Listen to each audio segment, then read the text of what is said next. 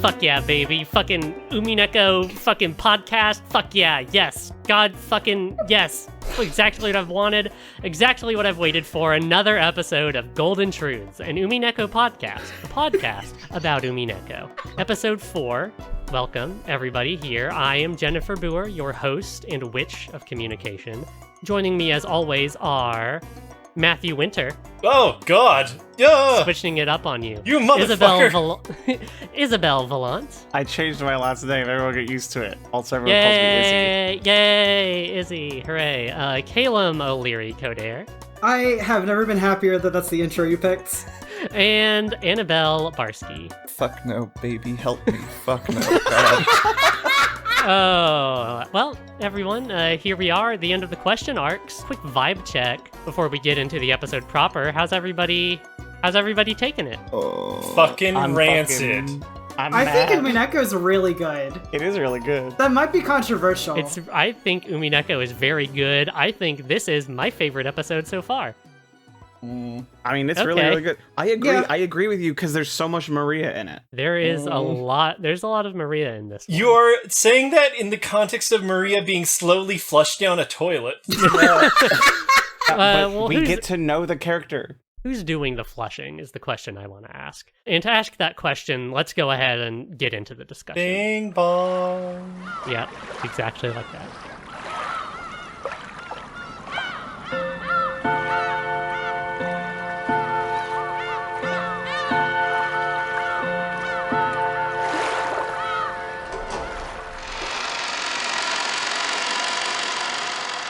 Alliance of the Golden Witch released. Say it.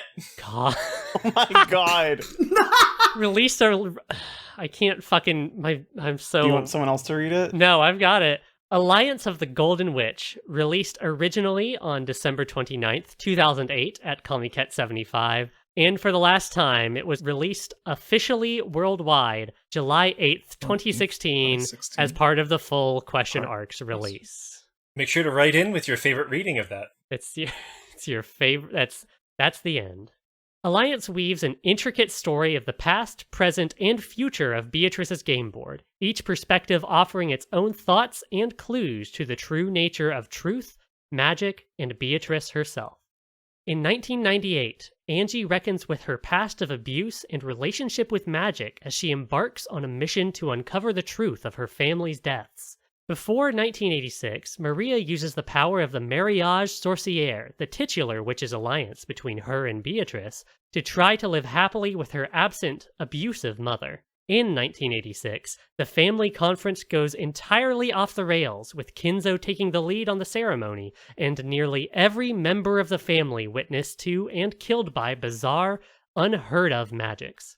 When Battler fails to recall a sin Beatrice claims he committed 6 years ago, Beatrice abandons the game, banishes Battler, and retreats to the world of the Mariage, content to leave her game forever unfinished. But Angie, having finally uncovered the truth about magic, sacrifices herself to bring Beatrice back to her seat and give Battler the will to see this game through to the bloody, bloody end. In their final confrontation, Battler argues Beatrice down to near victory, placing her firmly in check. Beatrice, skewered through by Battler's blue truths, asks Battler to kill her by solving her final mystery, who am I?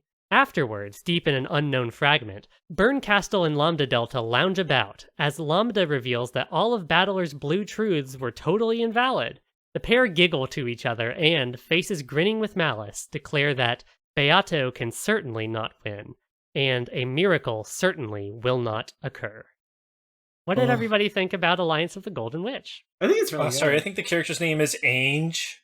Okay, if we want to get really specific about it, it should be Ange, which is the French pronunciation of the word angel. But Angie is a name and it fits with the Western thing, so that's always what I've called her. Yeah, I've always been calling her Angie. Ange. No, yeah, everyone calls her Angie. I'm just saying, that's the obvious way to read it and What say did everybody think about the episode that we read? I think that it's good. I think that basically everything that has come up in this episode is extremely juicy and really full of intrigue, and I can't wait to dig into it. This definitely was the juiciest episode yet. had the most Maria in it, so obviously high points for me. Maria's the best character. Also, I was always more interested in the meta world around the games, and this episode was pretty much all that, and I was like, this is sexy. I love this. I don't want to discount the actual game either, because I think the way that this specific board was structured and how it was executed is really interesting. Like, it's basically just a hostage situation. Totally. And also, like, to what Izzy was saying, the game feels almost, like, perfunctory. Like, the game really only comes into focus in, like, the back half of the novel and is dealt with over the course of 2 or 3 fairly long chapters. And then, of course, it all dissolves and Beatrice does her thing. What really stuck out to me about episode 4 was how much it made episode 3... At first glance, it makes episode 3, like, feel really weird. Like, at the end of every other episode of Umineko, your understanding about Umineko and about the game and about the world around the game and about the players has really fundamentally changed. Except for episode 3, where it kind of feels like the most episodic, but I think that through the course of episode 4, it's proven that episode 3 maybe is more important than you initially thought. Reading through episode 3, I was always feeling like this is like as complicated and convoluted as it gets. Like that was one of my biggest takeaways was there's almost too much going on here to process, and that's sort of the point, as the game itself has discussed before, of that episode, is it's introducing things about magic and people, it's changing the narrative of the game, it's changing the narrative of the meta game, and we don't get any of that. This episode takes it to another level. From my perspective, it made episode 3 almost like irrelevant in terms of especially the meta stuff, in terms of Eva Beatrice, in terms of the emotional arcs of the characters. It's like more so than ever. That was just literally one big intro to episode 4. It was just a big setup. It wasn't actually a self-contained thing at all. And then episode 4 gets into it, and there's so many different threads happening and different pieces of information that make themselves redundant within the same book, within the same chapter. So many conflicting emotional feelings coming from the same people that it's like, it's really almost too much for me to parse. Well, let's go ahead and start trying to parse it. The way I want to set this up for us to talk about, because Alliance is a really densely structured book, I think. And one way that we can kind of peel it apart to talk about it is to talk about the different narrative lines going through it. There are, depending on how you want to talk about it, 3 to 5 different narratives happening here, but I'm going to say there's 4 just to simplify things. You just average them? Yeah, it's just a lot of numbers. Right down in the middle. We can, there is, before the game board, which is Maria and her story that culminates in the Rosa torture scene, or really culminates in the Beatrice's retreat from the game board. There's after the game board, which is Angie and both her school life and her fun detective journey with certified fuckboy Juza Amakusa.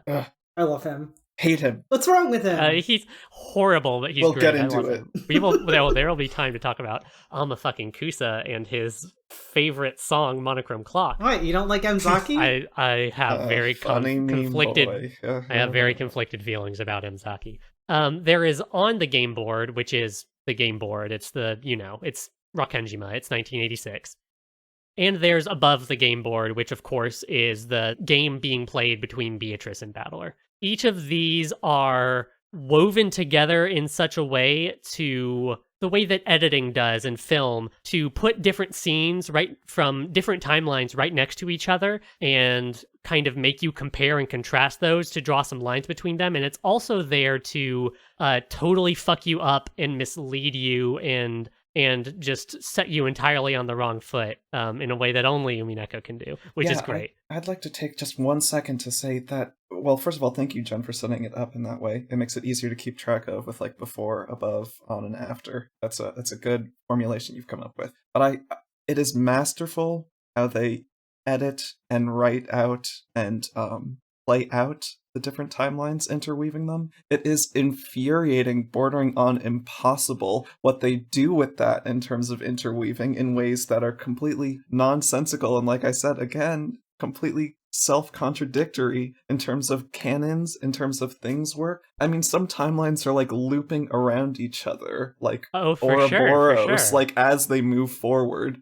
You've got 1980 and 1990 looping around each other in a constant weave as they move forward, and it doesn't make any sense, and that's not even addressed. That's not even what any of this is about. They just do that.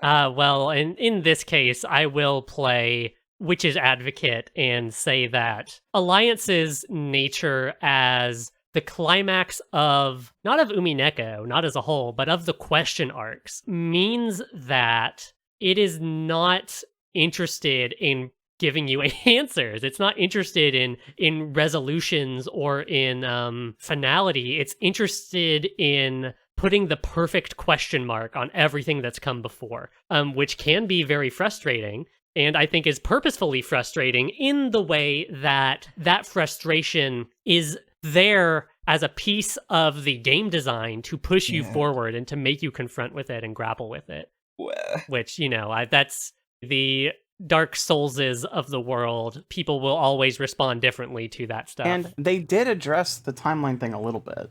Yes, well, let's put that in its context first. But I do want to say, this game does open with one of my favorite Beatrice moments ever, where Beatrice is getting ready for the next game with Battler, and Renove shows up, and Beatrice is like, hey, that thing I did last time where, like, witches don't reform, and, like, I totally ground him into the dust, he's like, cool about it, right? And Renove's like, oh... Lady Beatrice, he's clutching his knees, he's rolling around on the floor.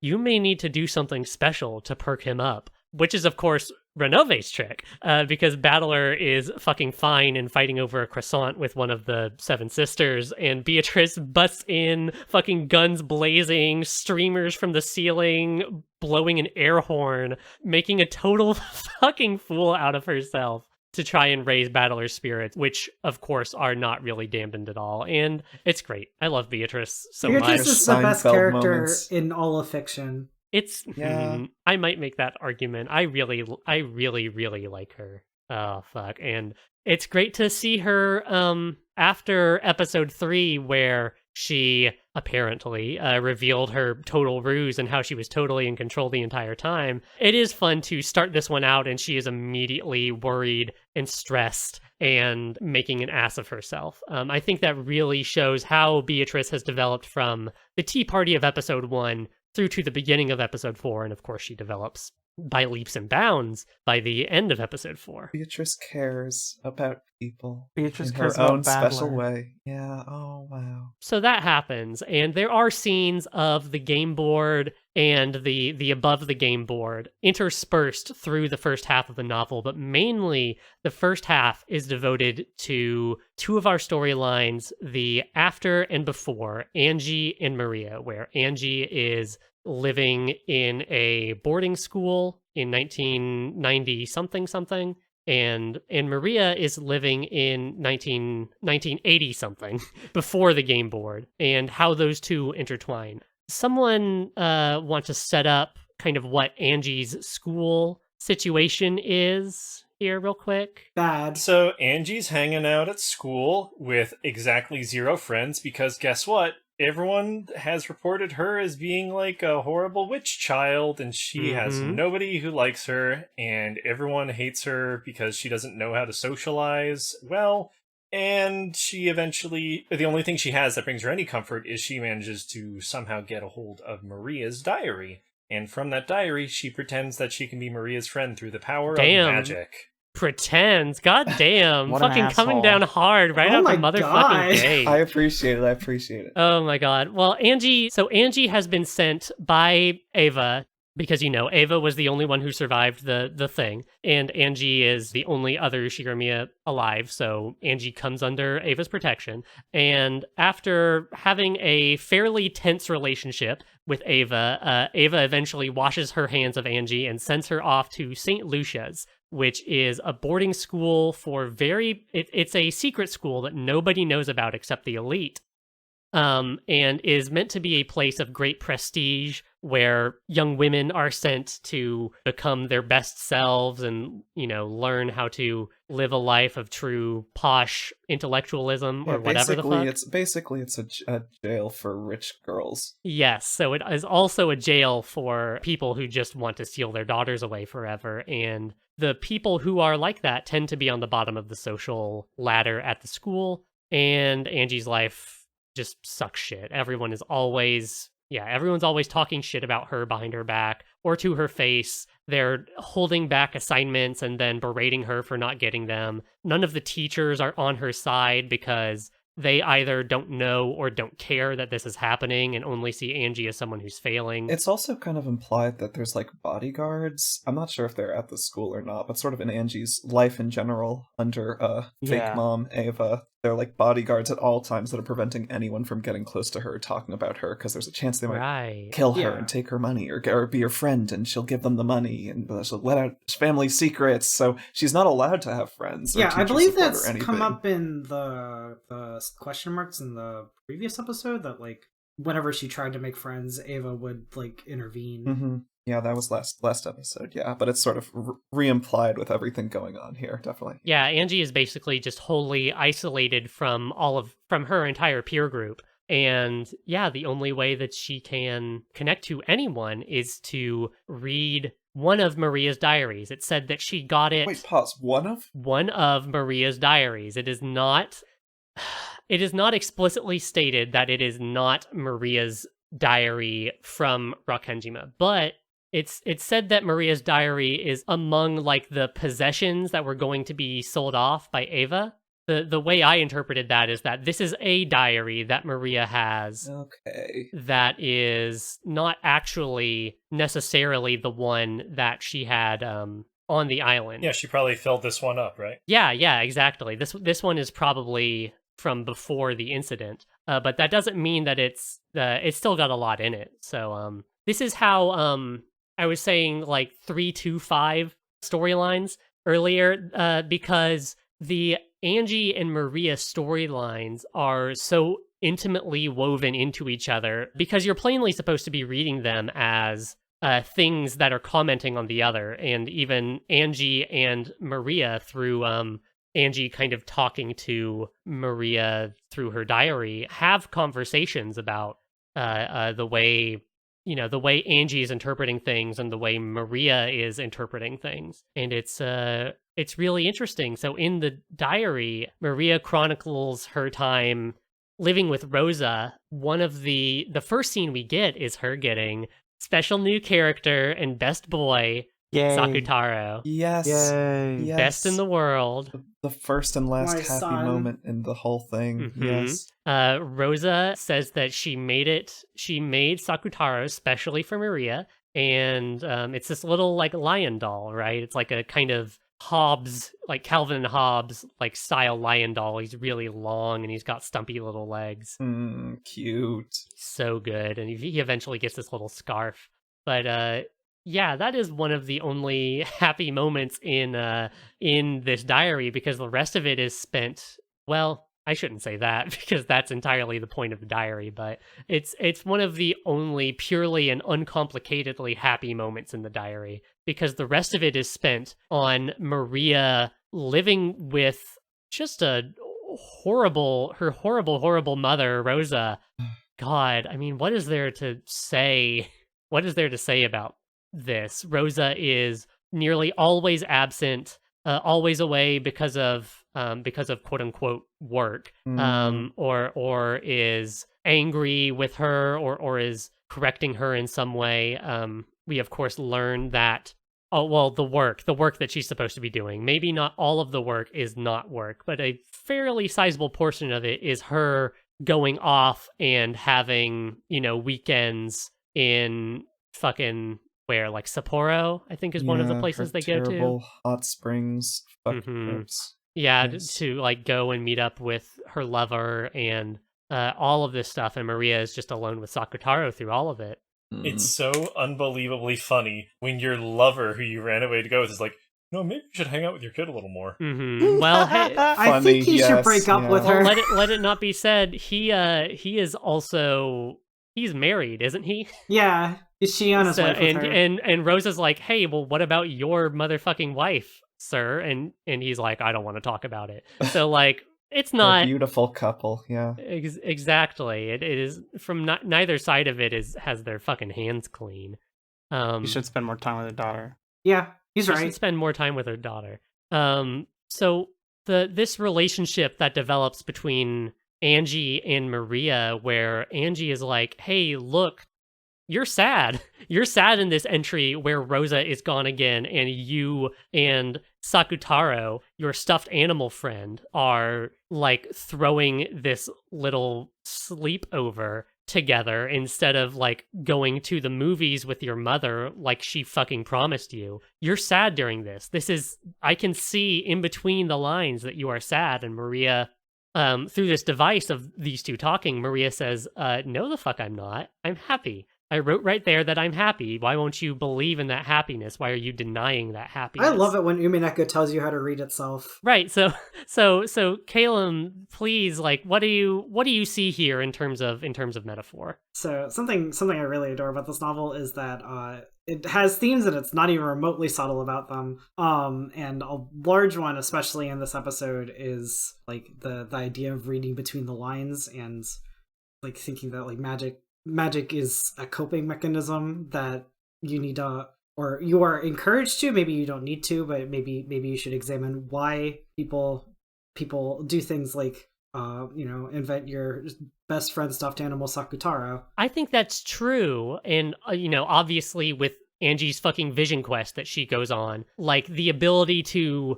see through the mystery and understand the thing behind it, is a very important part of this novel. Also, I think the novel is very invested in magic. I think when Maria says, I'm happy right here, why would you deny that happiness? I think if you look at the climax of the novel, by which I mean when Angie resurrects Sakutaro at the very end of the novel, this is a book that is very about that dualism, that is about understanding magic and understanding the thing behind magic, but also celebrating and preserving the magic for the people, for its own purposes.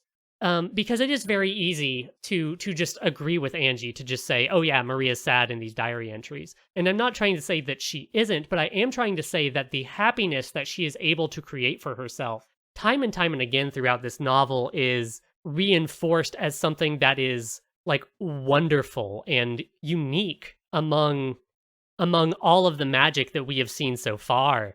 Maria's ability to create happiness from nothing, she is the apprentice witch of origins, is something that Angie finds truly admirable. And I think it's something that the book wants to say to us is admirable in some ways. It's interesting, the parallels with that, which I had sort of noticed before, might have been like the purpose of magic. I had hoped, anyway, at least, is sort of in parallel with what Virgilia says about endless magic in the last episode, which is that the point of endless magic is to cheer people up, and it's the magic of origins, which is technically a different thing. But, you do wonder. There's a marriage sorcier. Virgilia says endless magic is for cheering up. Well, Maria says magic is for making me happy.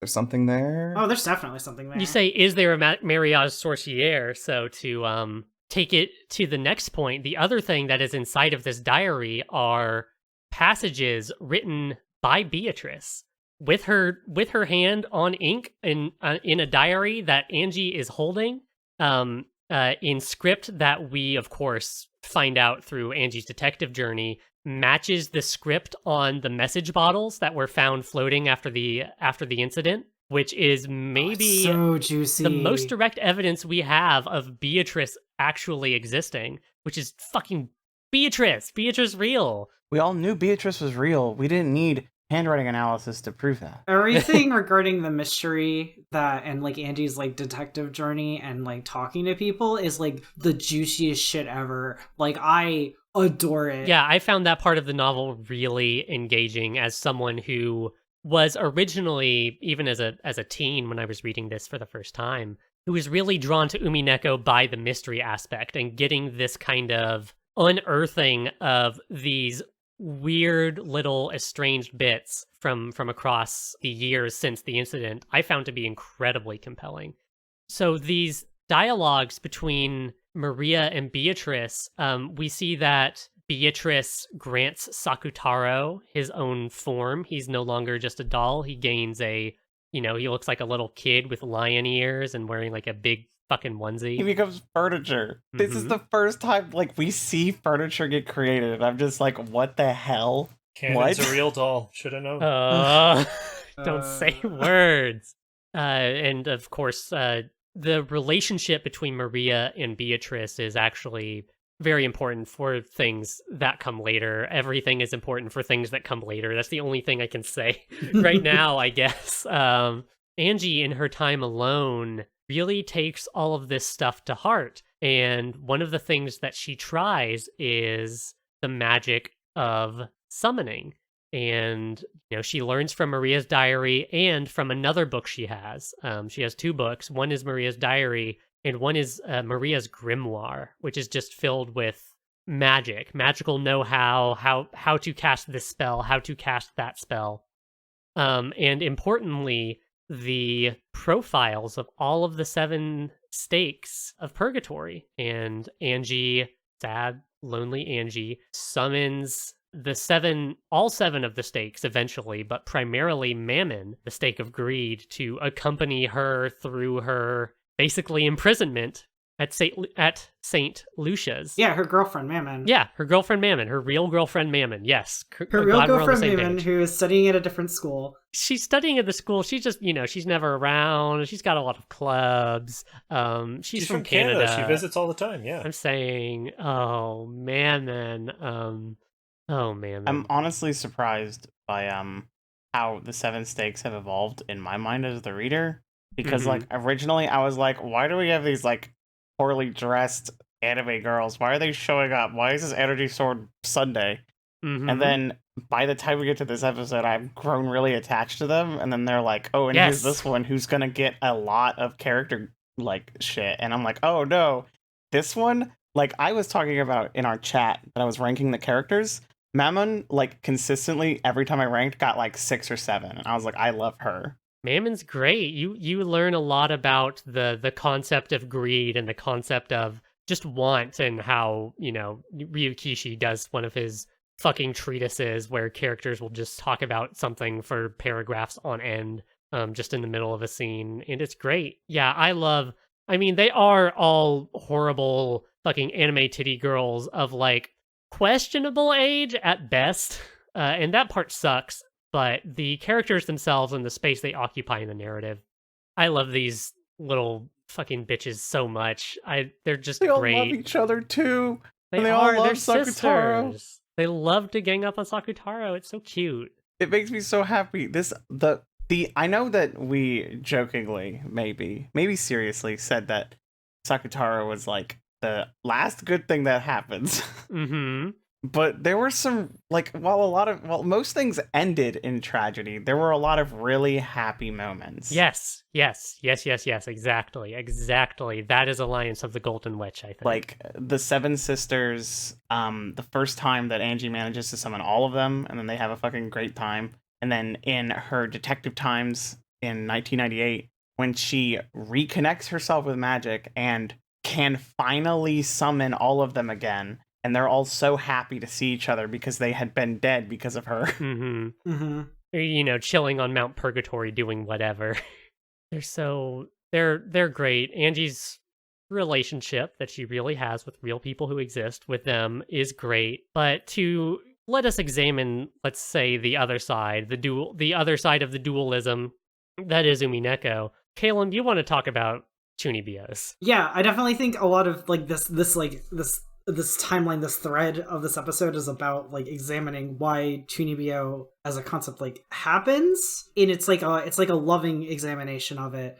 What drives someone to go, yes, I have a girlfriend from Canada named Mammon who is definitely real, like the kind of loneliness that you have to suffer to find solace in those things, but at the same time it's never like against it. Like that's something I really like about Umineko, is that it like embraces the cringe.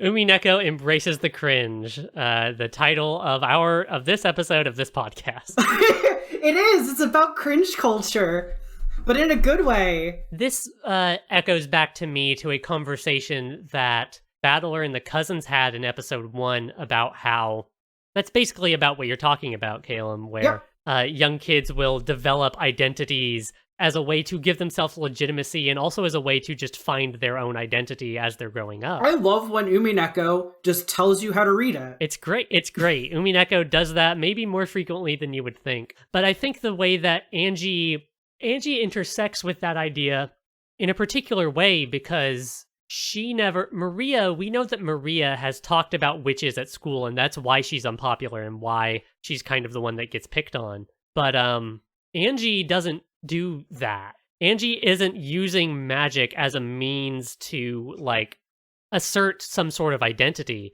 She's doing it much more purely as a coping mechanism, as a way to not be so lonely, as a way to connect with her family who are all dead at Beatrice's hands, as a way to not just lose herself in just the absolute abjectly horrible circumstances she finds herself in. Maria and Angie both seek out magic for very different reasons from each other, because Maria like delves into magic to cope with her neglectful mother, and Angie delves into it to like cope with immense and omnipresent bullying at school. Like they're different sources, so it's interesting how they manifest differently, right? Yeah, and most importantly, Angie never develops an identity around it, where Maria, her whole thing is witches. That's like that's her special interest, right? Like that is the thing for her. And of course the break point for these two is that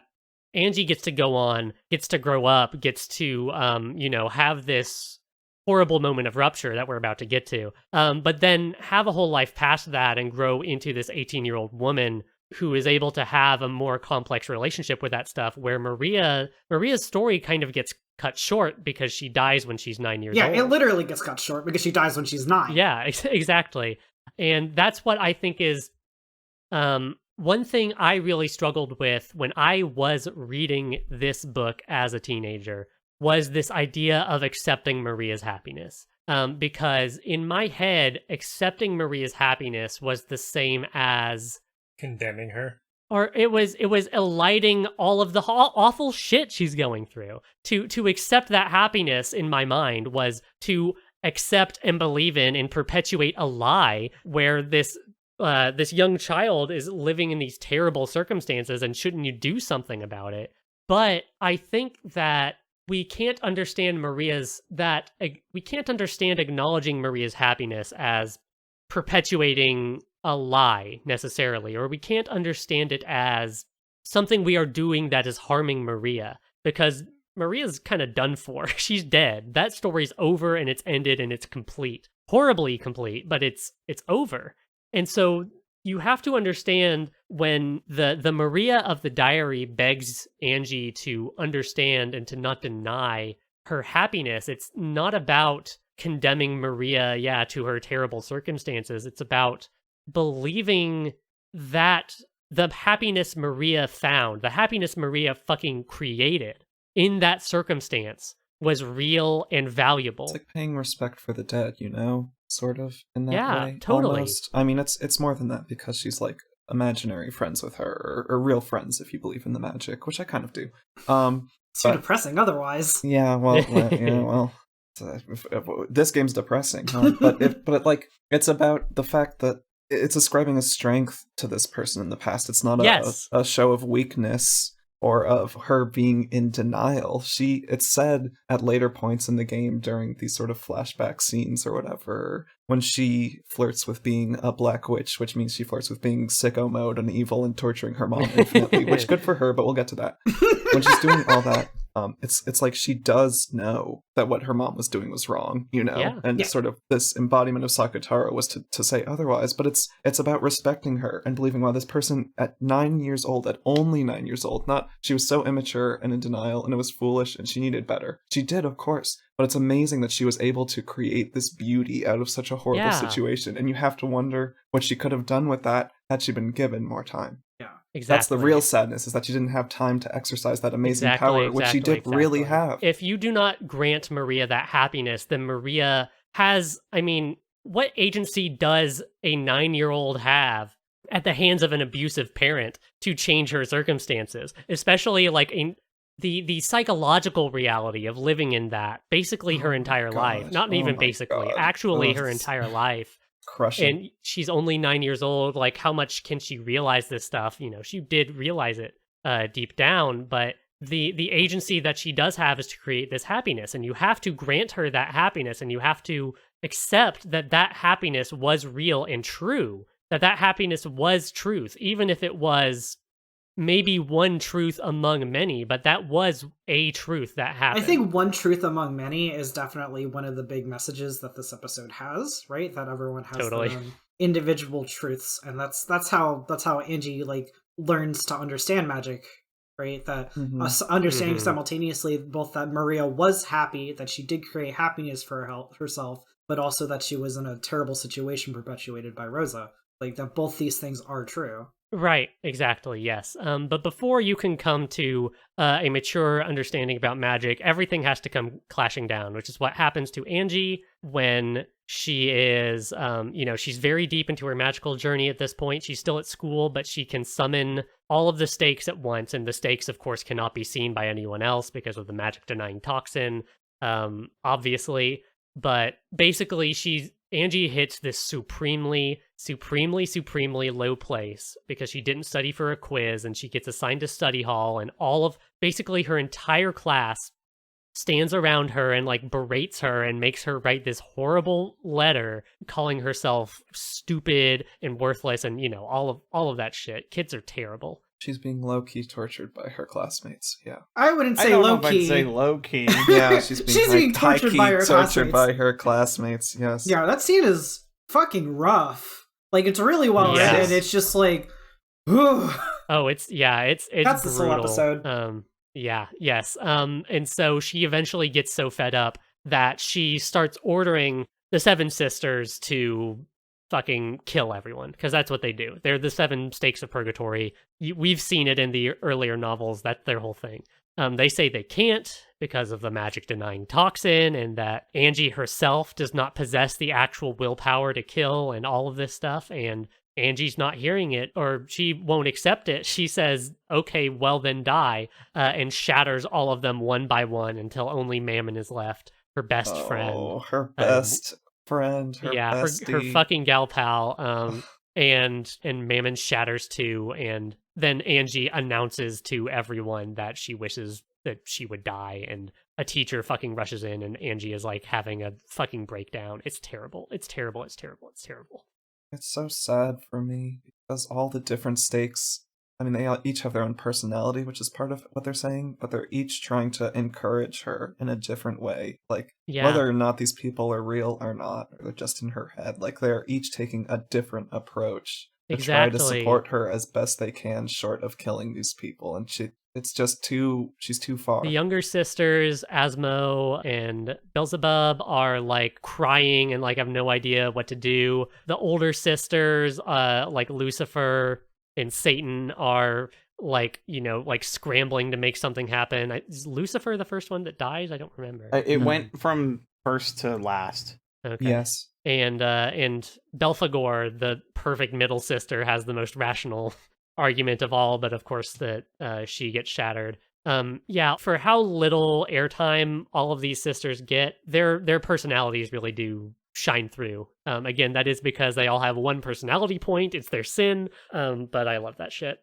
Did you know that the Angie Mammon pairing was actually popular before episode 4 was published. What does that mean? I had How no does that even idea. make sense? Which is like I didn't Angie either. was in the story for about 2 seconds between episodes 3. Yes. So They didn't so what interact. happened was No. well the thing is this was revealed in a oh fuck, I have to find the name of it real quick. With every episode that gets released, there's this kind of companion reader that comes out with it, you know, at the time they're being released, called Bonus materials. the Shinso Kaimei Dokuhon, which is apparently translates to Truth Reader. And it's a thing compiling fan theories and, like, importantly for us, interviews with Ryukishi and the crew at 7th Expansion. One of the things that comes out in the interview from the episode 4 Dokuhon is that the two remark, because, you know, they both know the Japanese fandom at the time, I fucking don't, but they say, yeah, it's weird. People thought that you included Angie and Mammon because the pairing was already so popular. What happened was all of the other sisters in episodes 2 and 3, every other sister got a little moment in the spotlight, right? Yeah. Leviathan and Belphegor get their Kyrie and Rudolph fight. Lucifer obviously gets some time. Satan, Asmo, and Beelzebub are doing stuff, but Mammon never really got her time in the spotlight. And that was because Ryukishi knew that, oh, well, you know, I'm going to be pairing her up with Angie for episode 4, Oh so I'm my going to hold her God. back. And people everyone let- else figured that out? Everyone else, they saw that Mammon didn't have anything to do. So, you know, you've They got sure to... found her something to do. You've got... Oh. Oh, Christ. But they, you know, they paired those two up because Angie was barely in the story and Mammon was barely in the story. So fuck, why not? Essentially was the vibe I got off of it. And Ryukishi saw that and was like, oh, fuck, they're going to think I did it because of them. But this was the plan the whole time. That's what which you is- call good foreshadowing. That's what Yep. you call Coinstar It's for like- cheese. But it was like... It was like anti-foreshadowing. It was like un-foreshadowing. There was... People were extrapolating from a lack of information, which is great. Coinstar for Keys really got me, sorry. Umineko is fucking... The game is extrapolating from information you don't have. Yeah, It's true. exactly. Yeah, it's In true. a way, they figured out the plot, but they were too busy being horny to like think about what that could possibly mean. Mm-hmm. And I respect Without that. a I boner, respect it cannot be seen. The highs and No. lows of an otaku audience.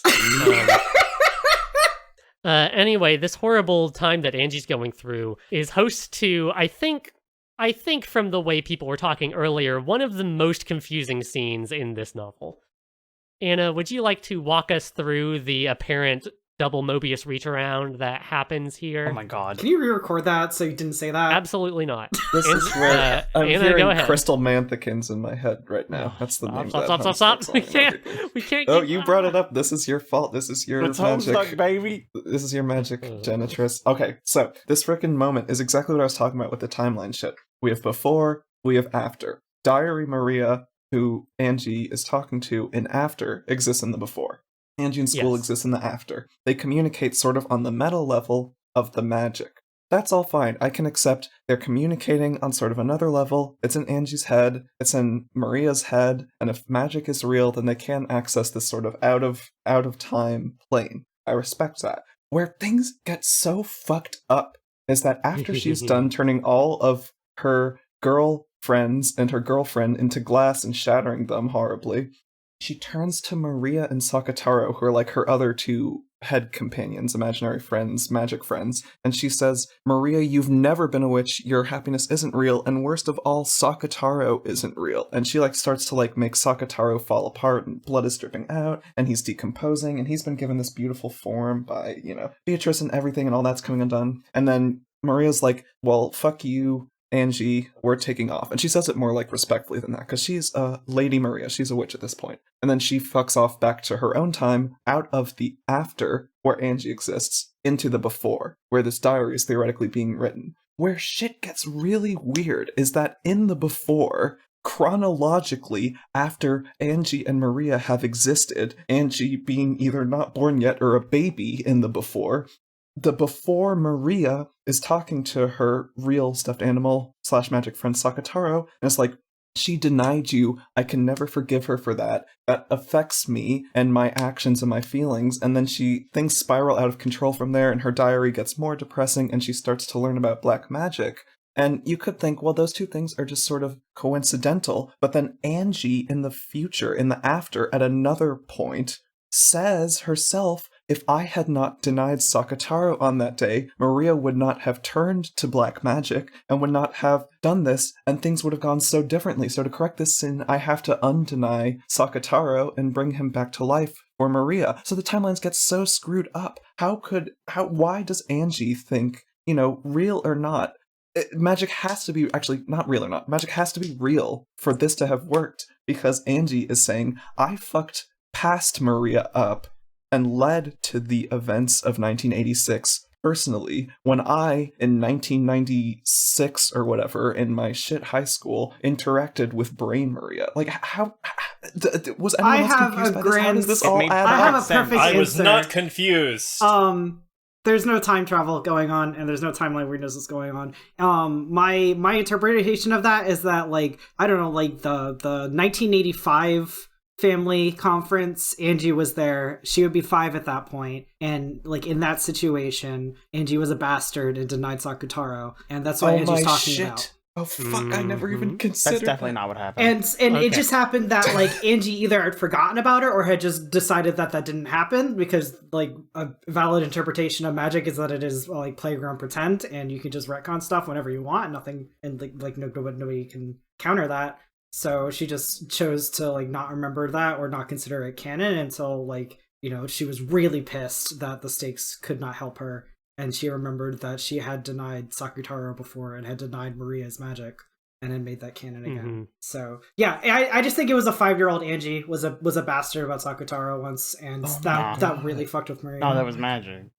That was magic too. One of the things that happens in that scene is that Maria expels Angie from the Mariage Sorcière. And that's referenced in the scene immediately following this, which, as you say, is the before scene where Maria is crying that Angie has denied Sakutaro. And that's when the Mariage Sorcière turns to black magic, and Beatrice is teaching her dank spells for killing mom, and blah, blah, blah. She's writing it all down. Yeah. So I guess it could be 5-year-old Angie. That's so... Is it just really? Again? We're doing this again? If your mom is Kyrie, would you not deny magic?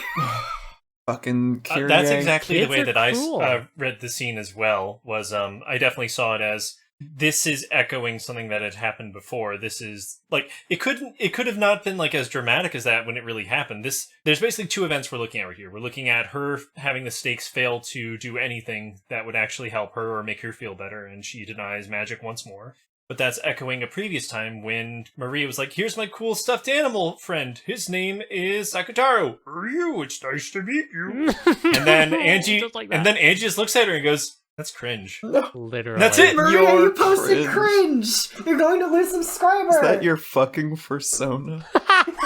Literally, that's what happened. Yeah, but it doesn't even have to be like a huge rejection or denial. Yeah. It's just, that's just a stuffed animal. It could have sincerely been something that Angie had not even like made a second thought about, and then like on reading Maria's diary and seeing how dark it got after she did that, like something that she understood in retrospect, that holy shit, calling her persona cringe like completely destroyed Maria's worldview. That was really fucked up of 5-year-old me. I sure hope her brother didn't do anything similar to that. Yeah, that's probably fine. Caelum and I, actually, as readers of the PC port of the console port, have access to a bit of information that everyone else does not, which is that during that scene, when Angie is saying, ha ha ha, that's just a stuffed animal. Oh yeah, her voice gets baby-like. It is the voice of like a 6-year-old or 5-year-old. I forgot about that entirely. What? Yeah. Oh, so you all got a bonus hint. Yeah, it's one way in just that the console port is just inferior to the original. Bro, yeah. I hate it here. They just fucking tell you that? Oh my god. The PS3 version of this game You do have to do a little bit of inference, but yeah. Pushes one narrative and discourages all alternatives, and it's just disgusting. Well, that's what happened. Mystery solved. Well, I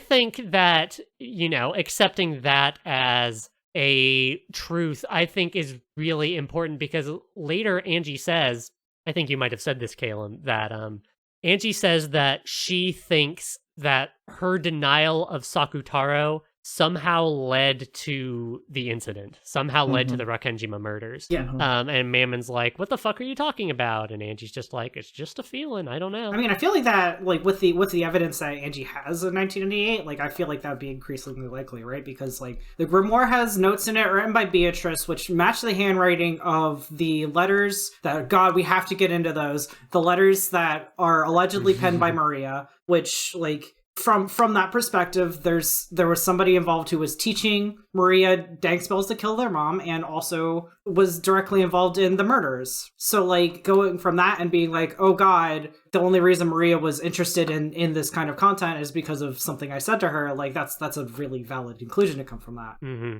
One other thing is there's one other thing that the handwriting matches on, and that is the mysterious letters that went to the children of all the old people. Yes, we have to get into those. Yes, they do. Okay, should we do that now? Let's do that now. Well, we're so close to We gotta go to Rosa's... other stuff first, yeah. Yeah. We've got Sakutaro's death and Rosa's torture. Let's just put a bow on this particular narrative thread. After this scene, Maria is like, how could Angie do that, et cetera, and then we get Maria's first-person view of her sad life. So with, the magic kind of dispelled, well, it's not really that, though I guess that is a contributing factor. Maria goes to the convenience store, which she's been trained by Rosa to go to different stores every single night. Don't talk to any police officers if they're coming. Just say you're out getting some groceries and, that kind of stuff. Fucking terrible. But Maria loses her key while she's out, and they have to, the store owner gets the police involved, who call Rosa back from one of her fucking is right. grand vacations. Call her back from her fucking vacation, where, as Matt mentioned earlier, her lover is like, hey, shouldn't you spend some more time with your kid? And, they fucking get into it. Rosa's like, don't tell me how to live my life. The whole shit. Rosa comes back, and she is fucking pissed because in Rosa and Maria's house is a social worker. It's Ryukishi. It's Ryukishi himself, summoned from the past to, see how things are going. And Rosa absolutely loses her motherfucking mind. She, is screaming. She is, assaulting the worker. And then, worst of all, she does the only thing she knows how to do to cope with her own fucking horrible trauma, which is to hurt Maria. And she takes one of the rabbit musician band. Earlier in the book, Rosa had bought Maria a series of porcelain figures of a bunch of animals playing instruments and stuff, and she takes one of those, a rabbit from a set of 4, and she throws it against the fucking wall, and it shatters. And, Maria is horrified. And then, to go even further, Rosa tears apart Sakutaro.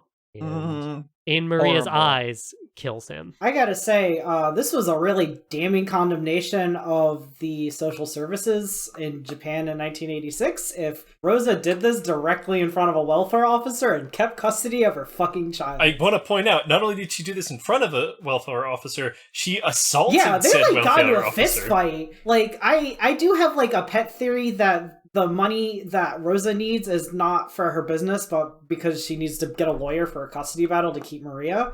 And she would have a lot of motivation to lie about that to her siblings. So that's a very interesting theory. Totally. But also, I feel like I actually came to the same conclusion. Totally agree. I feel like the Ushiro family would definitely go out of its way to drop money to keep their name clean. The thing is that I don't think Rosa would admit that kind of vulnerability to them, that she is such a terrible mother that she is going to lose custody of her child, right? When she's already kind of a laughingstock of the family for being a single mother, or at least she is in her own eyes, right? I don't think she would ask for money for that reason, but she would ask for money for something like, oh, my business is failing. That's a level of embarrassment that she's willing to take. Right. Kraus, in episode 1, when Kraus kind of shows everyone, haha, I know about your shitty financial situations, Rosa is the vaguest, and the other two, Rudolph and Ava's situations, kind of get little explainers through the narration, but Rosa's didn't. It just says something like, oh, well, you signed onto a contract that you shouldn't have signed onto, or something like that. Yeah, she's just bad at running a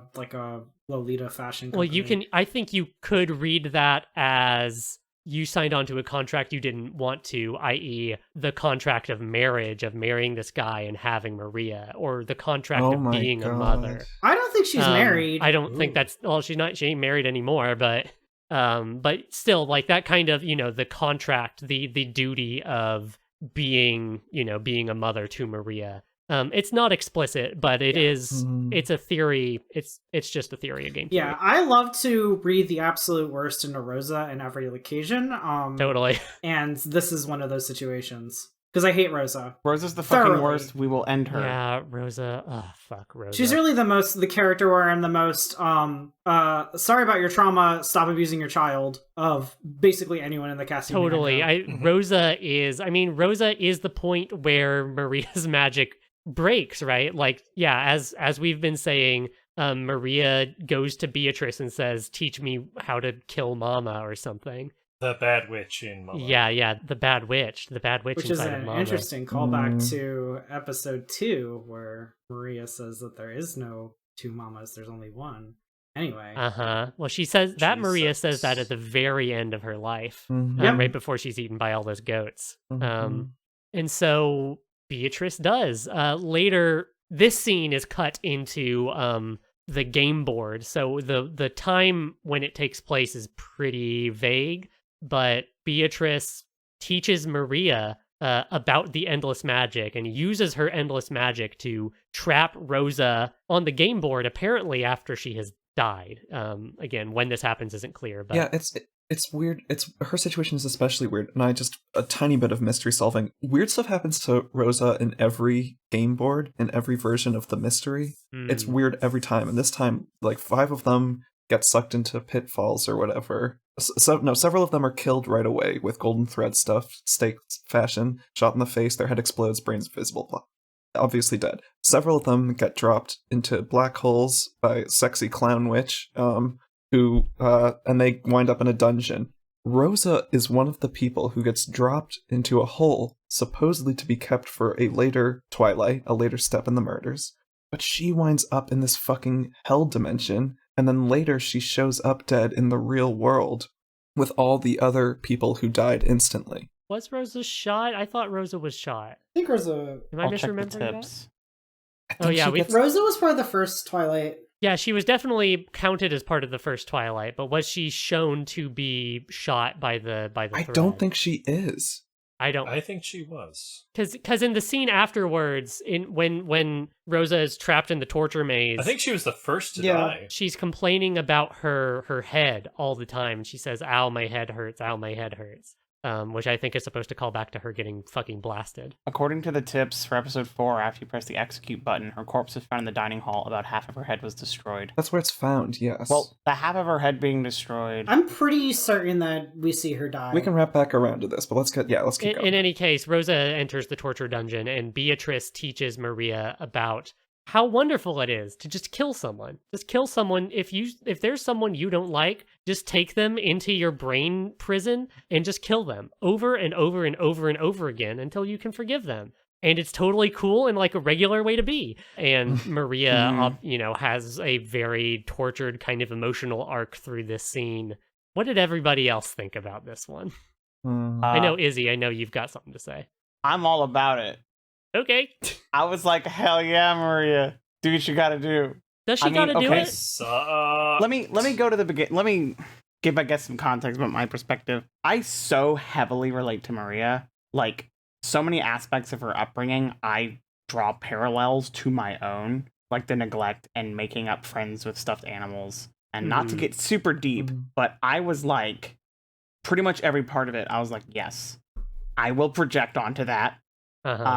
I think, like, in this case, like, I don't know, Maria probably shouldn't be endlessly killing her mom. It seemed like, okay, so Beatrice, I would say, is sort of actually, like, the mother figure for Maria. Yeah, totally. Completely.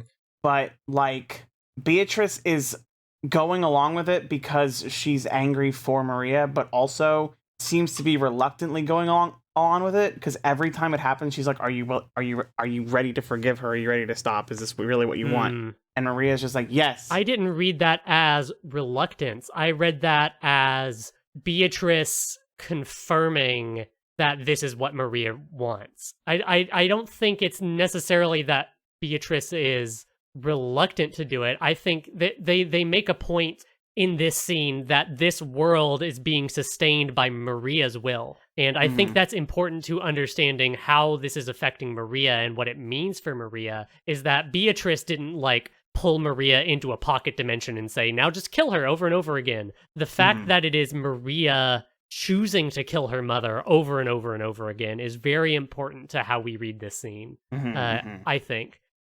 Okay. So, like, Maria does get a sort of catharsis out of it. Like, she talks in the console ports, there's this like fucking ugly, terrible looking CG, which I guess I'll link everybody right now.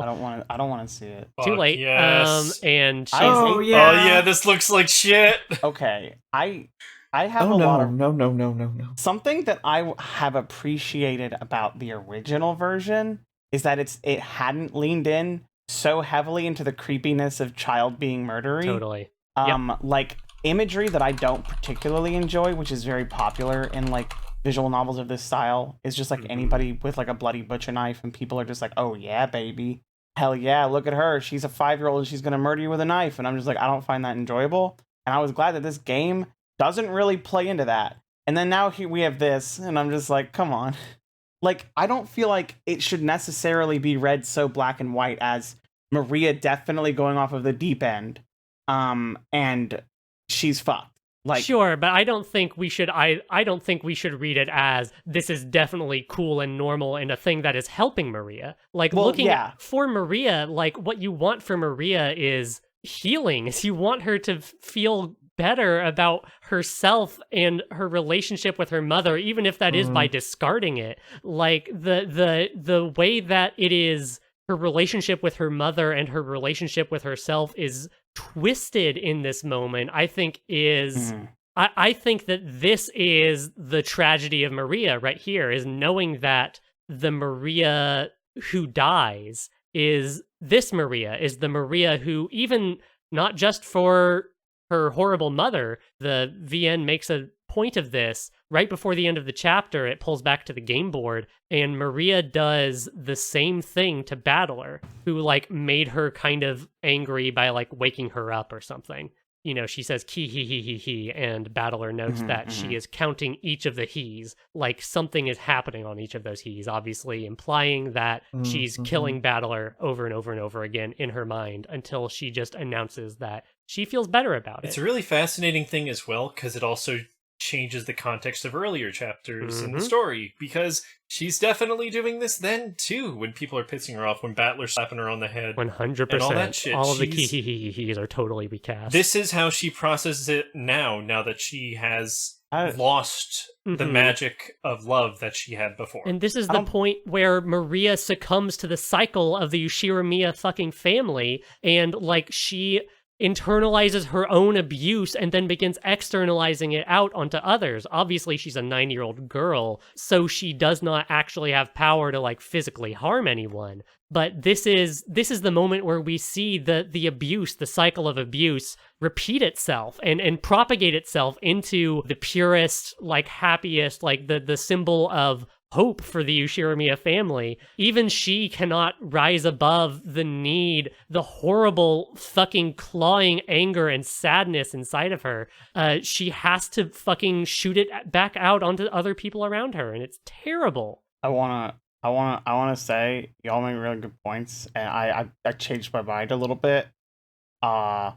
This doesn't seem healthy, Maria. You should probably not do it.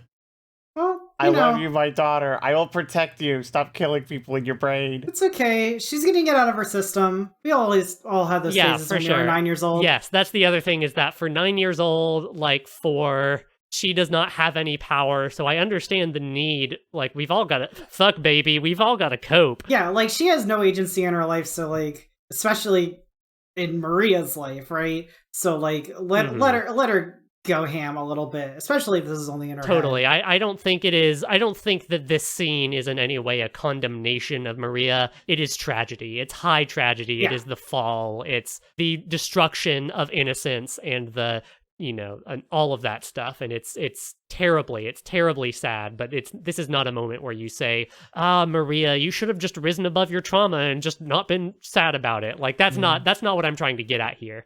I am trying to point out that the novel is pointing out that this is a very sad moment. Oh yeah, it's very sad. I deleted the link because I wanted to not look at it anymore. Yeah, that's fine. Yeah, it's terrible. I guess I should probably figure out how show notes work and put that in there. Be warned, it's a weird fucking face. Don't like it. I don't like it. Maria, I don't know how much more there's to say about it, but I just want to put out. I want to say Maria's the best character ever. Maria's great. Yeah. She's up there with Beatrice. This is the second best character ever. Yeah, she's not Beatrice. Like, she's really good. What if she is a Beatrice? What if she is a Beatrice? We haven't even thought about all that. Maria's better than Beatrice, and I'll fight you. Anyone with She's not Beatrice the in their same name person. who doesn't also have Ava in their name is the best character in Umineko. What about Angie? Yeah, Angie Beatrice is great. Yeah. They're probably Virgilia Beatrice is great. Oh my god, do you know something I love about this fucking game? Like, when they become witches, their names stop being like proper capitalized to all caps capitalized. Yes. And I'm Totally. just like Dio from JoJo, baby. Yep. In Japan, they use katakana. Yeah, it's a localization choice. Where are you, Austin Powers, today? What are you talking about? That's the third time you went, yeah, baby. I'm just And talking. What the fuck This is happening? This is my voice now. Get out of my life. I've known you for years. What happened? I just This is decide. this is Izzy's fall. Fuck yeah. This is not my Umineko fault. Podcast. I am rising. Fuck This yeah, is my baby. ascension. Shagadelic, Izzy. Izzy Oh Beatrice. Christ. I am Izzy Izzy Beatrice real. Bum, bum, bum, ba-dum, bum, bum. So that's where that kind of narrative thread becomes kind of reaches its conclusion for the moment in the narrative. There's a tiny bit more, but it eventually all of these narratives come together. But we're not there yet. The next thing we're going to talk about is the game board. Ooh, this one's so juicy. Like I said at the start, there's not really a lot here to pick over in terms of closed rooms or mysteries, essentially, because basically everyone else on the island watches everyone else on the island, except for Battler, get killed by magic. Jen, what the fuck are you talking about? There's a huge mystery here. Is it Kinzo is dead or alive? It's not even a big mystery. What Beatrice says it in red at the end. She says Kinzo's dead and has always how been did this dead. board work if Kinzo is dead the whole time? Yeah. Fake Kinzo. Finzo. Who? There are only 17 people on the island. We can't answer You that. want to know? You want to know a really dumb theory that I had that I said to Kebs and then she laughed at me for? Yes. And I'm Give going it. to laugh at you again. Let's hear it. Please. Okay, so you know how Shannon's real name is Sayo? Uh-huh. What if Cannon's real name is also Kinzo? Great. Ushiramiya Kinzo. No, it doesn't say Yushiramiya Kinzo, it just says someone else by the name Oh of my Kinzo. god, I just got lightheaded from that. I nearly Shut passed out. On the Discord call, you fucking totally cut out, so I'm excited to get this recording later and see the, solid block of audio Oh that yeah. is there to greet me. Oh my god. Oh my god. That's a great, And also, Kinzo Cannon ate small bombs. Okay. yeah, small bombs. Everyone loves the small bombs. My only single qualm with that I is that refuse to explain. Canon is not up to it. It's not that it's not plausible, it's just that Canon is so small and ineffectual. It's also Canon is really strongly against. If Cannon's real name is Kinzo, then that just satisfies the requirement of someone named Kinzo walked into the room. That doesn't mean that Canon Kinzo is the person who did all of this. It just means that they recognize someone who entered the room named Yeah, Kinzo. the red text is that somebody named Kinzo was in the room and nobody would have mistaken somebody else for Kinzo Yoshiromiya. Yes. So here's the red text exactly. The first red truth. All of those who met at the family conference acknowledged the presence of Kinzo. And then later she says, no one would mistake Ushiramiya Kinzo by sight. No matter what disguise might be used, they would not mistake Ushiramiya Kinzo by sight. Cheese and crackers. I hate the Oh my god, am I technicalities. fucking right? Did I nail it? You're right. I'm Yes, the you best. fucking That Yeah, does that would thread thread the needle. those too. I'm so I mean, fucking because smart. the names hot. come up later. We'll see about that. These are the question marks, maybe. Did you just say you're we so will- smart and hot? I mean, you're So right. Kinzo's Yeah. Oh, one death of or those. alive status is a big point of contention. Kyrie brings up hey, this is a theory I have, and Battler says, above the game board, Battler says, yeah, that's a theory I was working on too. He's into it because it would open up a character slot on Rakenjima of the 18 people that are no more than 18 people that are there supposedly. That gets taken away. Beatrice. And it does get taken away at the very end. It says there's only 17. Also, I refuse to believe Battler was thinking of that at the same time. He he's like, oh, that's awesome. He just sees You're Kyrie right. do that, and he's like, yeah, thanks again, awesome. Mom. Yeah, I was totally. totally thinking of that. I think I also would talk about his eyes are fucking creeping me out this time. Yeah, oh my god, the Kinzo eyes. I Kinzo hated sprite. to look at him. I hate him. Terrible. Jesus Christ, Kinzo, get out of my life. It's It was great. very It's bad. It's the same as that Ava sprite from the last game that I've but talked this about one's so- before, and that one is there for 1 second, and it scared the shit out of me. But this one, you see it so often and so much, and it's so goofy. I love it so much. I'm glad you like it, Jen. Oh my Yeah, god. let's all like it. Mhm. Remember when Kraus just kind of knocks on his door? Yo, Dad, you want to come down for dinner? And then he just fucking choke slams him into the ground. He's like, does. fuck He yeah, lifts him dinner! up by a single finger under his thing. Yeah, Kinzo is great. There's so much going on with Kinzo in this one. It's So great. Kinzo fucking waltzes into the family conference. Kyrie and the people finally pressure Kraus and Natsui enough, and they're like, okay, you want to meet Kinzo? Well, you'll meet Kinzo. And so the cousins, after dinner, the cousins are expelled, the family conference begins, and all the adults are sitting around waiting for people. And eventually, like, all of the servants show up too, and then boom, what the fuck is up? Kinzo is here. And he summons the Chiester sisters from earlier, and also a new one, Double Zero, who is blonde and has a hime cut and has an eye patch. And she's great. She's like, I don't know, the leader of the fucking squad. You know her well. She lost one of her squad members. That's her entire personality. Her entire personality is she's sad about 556. Yeah. She didn't Funny. lose A rabbit Hold who on, wait. died. She didn't lose her entire squad. wait. She only lost 1/4 of it. Mhm. Izzy? Okay. What? I just thought of it something maybe stupid. I don't know. Yes, Izzy, please share with the class. Throw out that blue text! 0-0 was upset about losing a member of the squad. Mhm. Mm-hmm. 4 bunnies. Mhm. Doesn't Maria have 4 bunnies? Yeah, I was thinking about Oh my that. god, yes! Yes. And didn't Rosa brutally murder one of them? Yep. Oh shit! Well, that's interesting because Maria isn't present in any of these scenes where they show up, is she? Well, we gotta know something fuck is guess going not. on And anyway. in the previous game, when they're all in the Golden Land at the end and they're all running around doing silly things, they address her as Lady Maria, and I was They like, do? "What? In what world is she already a witch?" Now we know. So, explain this one, atheists. How do the bunnies show up if Maria isn't there? Well, they don't show up because magic isn't real, so... Okay, Buster. I'm gonna end you. I definitely I think this is an interesting game because like just the reveal that Kinzo has been dead the entire time calls into question not only like nearly every sequence in this game, but also a lot of stuff from previous games. So God, there's one scene where Natsui goes and Kinzo's just like, oh man, if you were my son, oh, it'd be so cool. I'd give you like a back rub. It'd be so hype. what happened there, Only right? transgender for real. Oh god, yeah. Every time someone interacts with Kinzo is now immediately suspect. Remember because of that this fucking information, yeah. that whole like argument in episode 1 where Ava put a receipt in Kinzo's door and like the receipt never moved? That's really interesting. Remember how, remember the really strong perfume smell that permeates that study? I guess if Kinzo was dead for a long time, they could have been, perfuming that place with awful smell to cover the smell of a dead person. In episode 1, before Ava, kind of banishes herself from the parlor where everybody's holed up, she turns to Battler and says, hey, that thing with the receipt is really important, okay? There's something very important there. I think in that episode, Ava knows, or Ava at least suspects that Kinzo is already dead. I think, okay.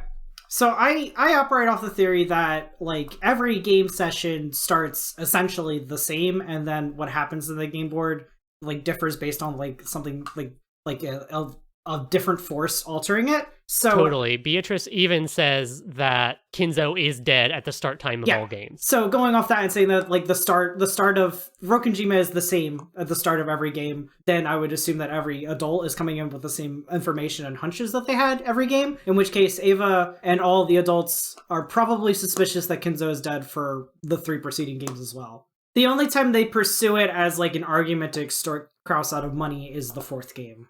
Or maybe they did in the previous ones and we just didn't see it. So from here, the Twilight's, everybody's favorite, the Epitaph Wait, there's murders. one new character you're forgetting. I was going to say, so everyone gets shot in the head. We talked about that. Or not everyone. 6 people do. It's Rosa, Ava, Hideyoshi, Genji, not Nanjo, Rudolph, and Natsui. Those 4 are all offed, and everybody's favorite new character, Gop, shows up and in her terrible fucking weird side tie titty dress. She's just wearing a fucking like carpet. She's kind of just wearing a piece of cloth that she has tied at her right side. You just don't understand fashion. I know, you're right. I don't understand fashion. It's a Lolita dress in a classic style that just has one side cut out for extra booba. I think is that one side? It's just one side. It's really fucked up. I thought it was 2 sides this whole fucking time until this motherfucking episode, and I realized, holy shit, it's just tied off on one side. It's just one side. It's so fucked up. I think that's the worst outfit in the entire game. It's amazing. It's my favorite outfit in the entire game. It's from the trendy stores in, Demon Shinjuku or whatever she says, right? The fucking mirror world. Baby, the stars shine dark or whatever. I want to ask a question. I don't know if anybody else got this, started questioning this, but they clearly make a connection between Renove and Genji. Yep. Yeah, pretty strongly. Who the fuck? My brain kept going, who's connected to Gap? The only option is really Nanjo, which is extremely funny to think about. Could be Goda. I was thinking because Virgilia and Renove are so obviously tied to Kumasawa and Genji, my thought at the time, back in the olden days when I was first reading this, was that Gop was connected to Shannon. But huge Gahongalongas. There's not really anything explicitly to support that, apart from she has the a previous scheme. Canon is trans. I guess Canon could be Gap. That's true. That's true. That's true. Yeah. Oh my god, Canon to Gop pipeline. Good for this is how it happens. Yeah, love that for her. Oh my god. So those are the new characters. Let's hit the highlights of the Twilights real quick, because we've got a lot to talk about at the end of the game. Highlights, yes. Twilight highlights. What does everybody want to say? I see we've got a few written down here, but just go ahead and shout them off, and we can just kind of work through them real quick. Hey, what was the part where Shannon and Canon start talking to each other about previous games? Yeah, what the fuck was that? Yeah, what the fuck was that? They are magic. They're furniture. They're fucking magic. Kinzo did it They too. just fucking break kayfabe, and they're like, well, I mean, at least we're getting knocked out early this time, or whatever. What was it? Did Shannon say to Canon, yeah, you fucking really got last time? And Canon's like, shut up. He said, I'm a moron. Yeah, he's like, I'm so fucking stupid, which is great. They just huddled in a corner, breaking the fourth wall. Yeah, they're like, usually at least one of us dies on the first Twilight. It's kind of weird which actually, I don't know that that's true, because I think they have a perfect 50% rate for that being, because in episode 2 they both survive the first Twilight. Yeah. And then they do again here. Well, episode 3, both of them die. Yeah, it would be 1 out of 3 that they survived if this is the 4th game and they don't know how it's going to go, right? Yeah. So I feel like that would be a fair assumption to make. Mm-hmm. So the people who are dropped into pitfalls by Gop are held in a prison underneath fucking Kuwadorian. Secret mansion in the woods. Ninja incidentally lets out that he knows a ton of shit that he probably shouldn't. Yeah, maybe could we assume that Nanjo had some kind of knowledge of, as one of Kinzo's closest confidants, had some kind of knowledge of Beatrice being held here earlier, and maybe assisted in some kind of upkeep. Maybe, if he's a personal doctor, right? Okay, yeah. I don't fucking remember. It's been a while since I don't read think this he book. says specifically that he's he was taking care of Beatrice. No, he doesn't. If we look at this from the perspective of Kinzo's been dead the whole time, that means Nanjo's been lying about Kinzo's health the whole time. So Nanjo clearly doesn't have a problem lying for the Ushiromir family and doing whatever needs to get done. Yeah. Mhm. Yeah, and Kawabata proves later, that he ferried people back and forth. I think he mentioned Nanjo to that place, but I'm not certain. He mentioned that medical supplies went back there. Yeah, but Nanjo knows about it. They fucking have everyone who's held in that little prison cell, which is a real fucking like rogues gallery of surviving adults. Kraus and Kyrie, Oh my God. neither These of whom two- have really gotten a lot of spotlight yet. Kraus and Kyrie are such a good team. It made me... Maybe like Kraus. Yes. Every single episode has had like what I would call a designated adult, and this episode's designated adult is Kraus and Kyrie, and they're so fucking funny together.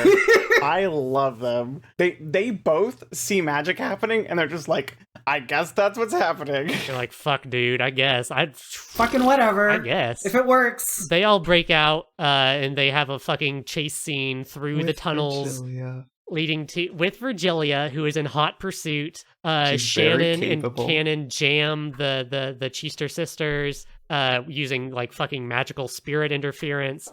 Kraus has his fucking legendary standoff with Goat-kun, and he wins only by because Goat-kun sets a bunch of loser flags, which She gets multiplies really Kraus's meta power with level. Virgilia around. She's talking a lot and she fucks it up. It's for so everyone. it's so fucking funny because it's just that fucking Scott Steiner promo, just like, you see, normally you'd only have a 25% chance of beating That's me in a literally four-way match, it. but when you factor in the I'm a freak of nature. Yeah, the cross counter multiplies by this much, but the double cross counter multiplies it by even more, and Oh my god. yeah, I felt like and I was it's fucking just watching a it's shonen so, anime. It's so the numbers don't lie, they spell disaster for you at Kumadori. mhm. So that stuff all happens obviously because everyone's around and acknowledges it. It's not magic. Magic is not employed in Kraus's fucking cool cross counter with a goat. That's just raw. That's just fucking knowledge. That's just game mechanics right there. That's logic Well, power. Yeah. I know it. I feel like that is magic. It's. I feel like a lot of this episode was also about like how the Shiromir family has access to magic. They just don't fully get it. Like there was a part where George and Shannon are fighting, like Renove Yeah. and Gap. George and Jessica. George and Jessica, yeah. Did I say Shannon? Whatever. Yeah. George and Jessica are fighting them, and they, after being in the zone, they're like exhibiting auras that the magic folk are like, Yeah, oh fuck, totally. magic.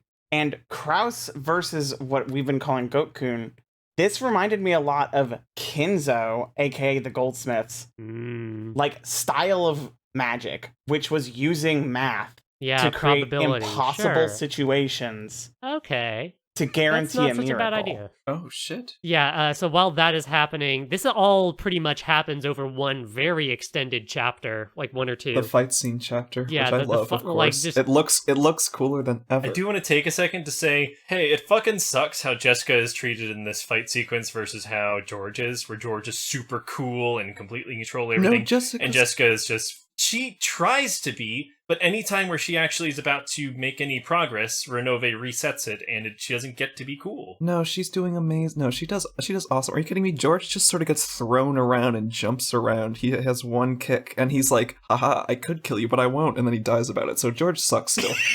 But that's one more kick than Jessica gets to land. Jessica, in the meantime, is leveling up her gear. She gets all the No, she's beating enchantments. herself to death. She's leveling Well, up that's her gear. Renove's She gets counter. all the upgrades. I think Jessica had a way cooler scene than George. Yeah, I agree. personally. I'm just saying, I think the story treats George as a Okay. lot cooler in the scene than Jessica. I think so. I see what you're saying. Yeah, God's on my side. Oh, that's not okay. Well, I like Jessica's scene a lot. I think what it shows is the differences in the way they approach problems. So George and Jessica both get confronted with they're holed up in the guest house, and they get a call from Kraus, who is relaying instructions from Kinzo, purportedly, telling them to go to specific places to have a test to determine whether or not they are fit to succeed the Ushiromia headship. And the test is they're like handed a slip of paper essentially, and it says, from the three below, sacrifice 2 to gain 1. And it's your life, your beloved's life. For George, it's Shannon, and for Jessica, it's Canon. It's the other way, by the way. It's sacrifice 1 to gain 2. Okay, that's it. Sacrifice 1 to gain 2. You're right. Excuse me. To gain 2, sacrifice 1. Yeah, 3, 2, 1. And the last one is everyone else's lives. So they have their little fucking moment where they over-explain their logic. Jessica's is really weird because she gives this kind of speech about like, yeah, you can sacrifice me and Canon and everyone else can keep living, but the Canon, oh my god, I forgot. The Canon, no, Canon isn't your name. The real Canon inside of Canon. Tell that Canon to live. I lose my mind. I go insane transgender moments. Oh, fuck. Baby. In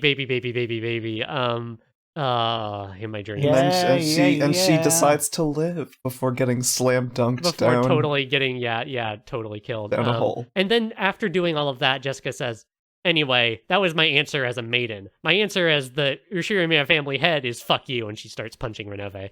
I like because George is all about counterattacks, is all about like flipping the situation back around onto Gap. He has been preparing for at least the past, I don't know, year or so, the last several months, to confront his entire family about, hey, I'm going to marry Shannon, and like there's nothing you can say about it, and like, you know, we're going to do this. And I think that reflects the way that George is just more prepared to have this fight because he's been thinking about it all this time. But what Jessica lacks in preparation, she makes up for in just raw fucking, I have fists and I am going to punch the ever-loving fuck out of you. And not only do I have fists, but I also have fancy footwork too. Yeah, and she's much more about that very direct, very head-on, very like, I will keep going and going and going with all of my strength until I get there, where George is more about like, I just need to land one precise strike and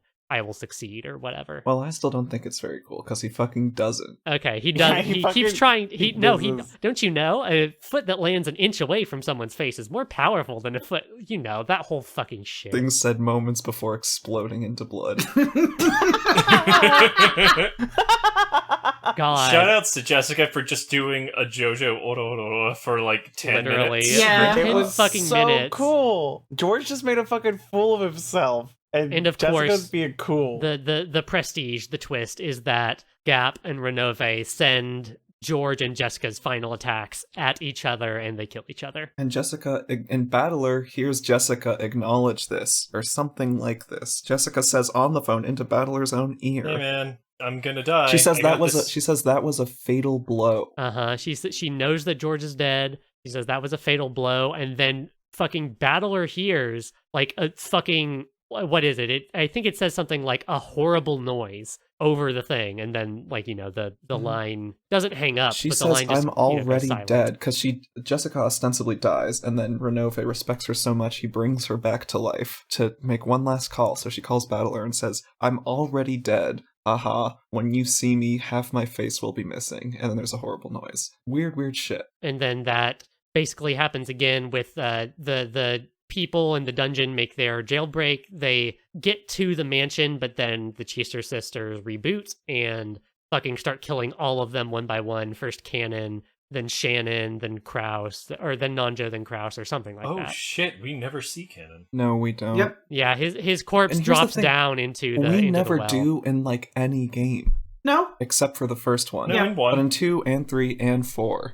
he's, I think, gone in all of those. Well, in 4 they find his in 3 they find his corpse in the chapel. Like, you know, the adults all see it, and like we learn was that part of the Cannon is sealed room. dead. Yeah. But I 2 mean, and if 4. I want to play by your rules for a second, I guess none of the cousins, and certainly Battler, our purported detective, does not see it. So you can, I don't know. There's fucking- some interesting stuff going on with I'm just Cannon's thinking death. how in 2 he literally gets teleported away after he's killed in the room to make it more confusing. And in 4 he drops down the thing which mysteriously has a grate on it. Yeah. After everyone, including Kinzo, Excuse is dead. me, Anna. It's what happened to it's magic.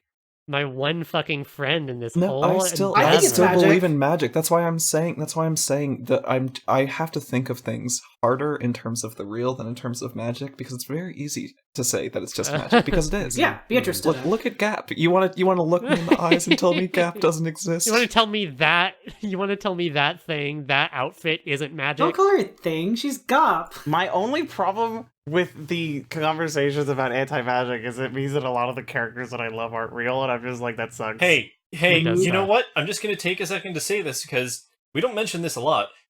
None of these people are real. Shut up. Hey, Goddamn okay, you. when I say Shut that the in fuck episode up. 2, I'm Beatrice is fucking real, crazy. real and true and my friend. No, you don't. And I will accept the No, entrance that's to the Golden correct. Lands. That's the right way to look at it. It's not that these characters aren't actual characters who influence us and are, in a sense, that way real. It's just that none of these are real-ass people. These are still characters who don't exist in the real world, and they are as real as you want them to be. Matt, I love you, but I'm going to swing at you with my red sword of truth now, and this might take us into the next part. But Battler isn't fucking real either, apparently. No, I know. I'm saying everyone's not real. It's a fucking video game. So okay, Why does well, Matt we're, get to yes, say the that? power of fiction. Oh, come on. We're all mature here. We're past that. No, Yeah, I think we did that in real. episode 2, man. So Kyrie does the same thing that Jessica does, where she calls Battler and is like, "Hey, I'm probably about to die. There's a big golden snake, and its eye hit between my legs. Eye hit next to my ear." And Kyrie. Battler eventually finds her corpse, and there are holes that match. I hate it those when a big golden locations. snake hits me between the legs. I'm sorry. Just the worst. Let's edit that out. Can we edit that one out? No, that one has to. It's gotta stay in. I hate it when a big old snake hits me between the legs. And then, but okay, shut up. We're getting to the best fucking part of this game of on the game board is Battler hangs up, like runs out of the room to go save Kyrie, and then the phone rings again and Maria picks it up, and then Battler takes it from Maria and it's motherfucking Beatrice. Beatrice on the game board talking to Battler. It's so confusing. Says, hey Battler, what's up? Congratulations. She is wasted. She's fucking blasted off of her ass, and she invites Battler out to his trial, and Maria goes off to do hers. And finally, on the game board, not above the game board, not like Kyrie catches her in a glance going up the stairs, not fucking Canon fights her right before getting impaled. It's fucking on the game board, face to motherfucking face, Battler and Beatrice finally at last. And Beatrice, again, blasted off of her ass, presents Battler with the same choices that everybody else had from the 3 to gain 2, sacrifice 1, except the lover spot is blank because Beatrice says, well, we didn't know who you liked, so, we'll just leave that one blank. Battler says this is bullshit. Oh yeah, I love you, Beatrice, and I am more than happy to sacrifice you. See ya. Yeah, why don't I put your name here? And Beatrice is like, oh, please, basically. Blonde and bouncy is best. Am I not the epitome of your ideal? Or something she says. I love her. Oh, I love her. Everyone All knows blondes you are love wrong. big fucking titties, Battler. Mhm. Well, Beatrice Name knows one enough time to I've say mentioned that. Oh God. So they have this back and forth, and eventually Beatrice says, "Okay, well, I'm going to administer your real test," and she the drunkenness kind of falls away, and she gets very regal, and she says, "I am Beatrice, the Shiromiya family alchemist, and Battler, you must recall your sin. You must repent. You must repent for your sin," or something to that effect. And Battler, kind of trying to figure out what she's talking about, kind of talks about, well, it was kind of shitty that I ran away from the family after what happened with Kyrie, but Rudolph, he was being shitty too, and goes on this whole diatribe and says I won't repent because that sin doesn't have anything to do with you. And Battler says, Beatrice and is then, what the fuck are you talking about? yes, Beatrice says, I don't care about any of that. Where are we? Rakenjima. There is a sin fitting for this place. And on and above the game board, it boots up to the meta world. Battler says, what the fuck are you talking about? And says, I have no idea what you're talking about. And Beatrice, her eyes incredibly fierce, but saying, this has nothing to do with me. I did not exist in your world at that point. Beatrice fucking so much happens in this scene. God. Yeah, so Battler says, I don't know what you're talking about. Beatrice says, wasn't there something 6 years ago that happened here? Battler says, definitely there wasn't. And then it gets into a whole weird discussion about who Battler is, and that Battler did something wrong. And he says, I definitely didn't do something wrong. So Beatrice has him start repeating red truths, and he's like, oh, I can do red truths now. That's funny. I'm Battler Ushiromiya. Haha. How cute that I can But say red wait, truth. you're forgetting that Beatrice tag teams out with herself. Mm-hmm. Also weird. Yeah, I wanted to bring that up really quick. So Beatrice basically says to herself, so he can't remember, so are your regrets at an end? And then another Beatrice appears, and they talk with each other. Yeah, it's the schoolgirl outfit, playful, drunken, cocky Beatrice who appears before Battler in the real world that Battler sees and hears with his own eyes and ears. And then it's replaced with stoic dress Beatrice, who we don't see on the game board. No, we don't. She continues to wear her schoolgirl outfit there. And yeah, in this magical world, schoolgirl outfit Beatrice says, I'd like to be removed from the game board, and which Beatrice says, yeah, all right. And then, she gets disappeared. She tells Battler to run off to the chapel to check on Maria. And then Beatrice, basically shuts down the game and says, I don't want to play anymore. The end. The end. Yep, that's it. And Umineko's over. So at this, Lambda Delta and Burncastle and Angie, who, have all been playing this game or have been watching from the outside, show up and are like, you can't just end it. What? You can't just stop. And Beatrice says, yeah, the fuck I can. I don't have to end it. I just won't take my next turn. And the game will sit forever unfinished. Sans trick. Uh-huh. Yeah, I want to know if Toby And- Fox read Umineko. It's a great question. This is the part where basically Beatrice says, okay, well, I can't stop this game. What if this game was happening under false pretenses this entire fucking time? And she makes Battler recite red truths, which Battler's like, oh, cool, I can do this too, which is very cute. And Beatrice says, I am the Golden Witch Beatrice, and I opened this game in order to fight Ushiramiya Kinzo's grandchild, Ushiramiya Battler. And then she asks Battler to repeat the following. Ushiramiya Battler's mother is Ushiramiya Asumu. My name is Ushiramiya Battler. It was from Ushiramiya Asumu that Ushiramiya Battler was born. And this is all fine. And then Beatrice asks him to repeat. It was from Ushiramiya Asumu that you were born. And Battler, his throat catches because you can't say things in red that are not true. And Beatrice uses this as proof that this Battler in front of her is not the Ushiramiya Battler that she opened the game to fight with. Oy, oy, oy, oy, oy. He is so fucking stupid. Sorry. He's so fucking dumb. I pretty understand stupid. getting caught up in a moment and in getting a big revelation about your family that forced out of you like that, and forgetting that last names are passed patrilineally. So it doesn't matter who his mom is so long as his dad is Rudolph. Exact. Well, Angie has her head on fucking straight and summons him back later. But yeah, in this moment, Battler is so caught up in his identity crisis that he literally fucking fades my favorite fucking image in the world is this picture of Beatrice pointing at Battler and saying, your mom, and Battler fading from existence, because that's exactly what this scene is. It So good. There's some other crazy shit that happens right then, though, too. She says, Ushiramiya Rudolph was scheming for the past 6 years or more to have something happen at the banquet of 1986. And she says that in fucking red or in blue or some weird shit. Actually, she doesn't. She says, 6 years ago, my opponent, the true Ushiramiya Battler, was already dead. You were a part of a plot by Rudolph having something to do with distribution of the inheritance. A body double set up in Ushiramiya Battler's place. She doesn't say that in red or in blue. Okay. And then but Battler fucking in the middle of his identity crisis vaporizes. And Beatrice retreats to the Golden Land, and that sets us up for the end of this novel. Yep, Are we just gonna...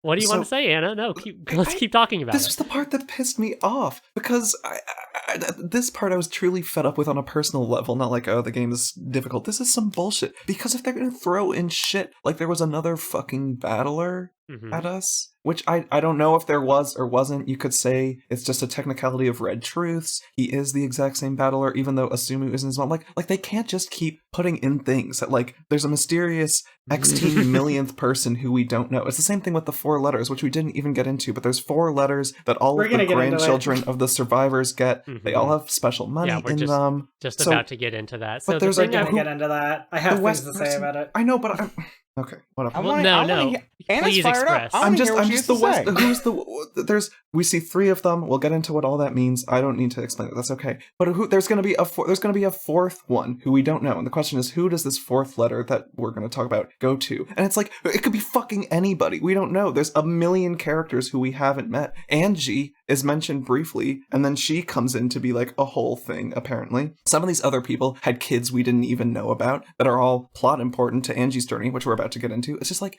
you can't just keep adding on more shit and being like, we totally got you, because you could make up any number of circumstances if you're building up a whole edifice around something that you're shown. Like, it could look like anything. We can't possibly know. That's not a mystery you can solve. That sounds like the theme of the game. Yeah, but like, this is definitely Beatrice just fucking with Battler to get him because she doesn't want to play the game anymore. Because, like, as we almost immediately afterwards establish, you can say, like, Battler says in Red that Angie is a sister. So, like, they're probably related, which means that, like, he is the Battler that he thinks he is. But then Asumu isn't his mom and Kyrie isn't his mom. What? No, there's nothing that says Kyrie is his mom. Kyrie says she's not his mom. Does she? Yeah, she does say that. Does she say it in Red? Yeah, she doesn't say it in Red. Does she say it in Red? God, she's been lying about this as part of a plot. She hated. So one thing that I want to Asumu's. I mean, who's got the theory? Who's someone? Let me jump in real quick. Yeah, Matt. I'm going to jump in real quick. Okay. It is very, very important to keep in mind that these are the question arcs. All the information that we need is being presented within these 4 stories. We should be able to extrapolate everything else out beyond this, but until we reach the end of this, that should be all new information coming in. Yes, the mysteries... That would be necessary to solve it.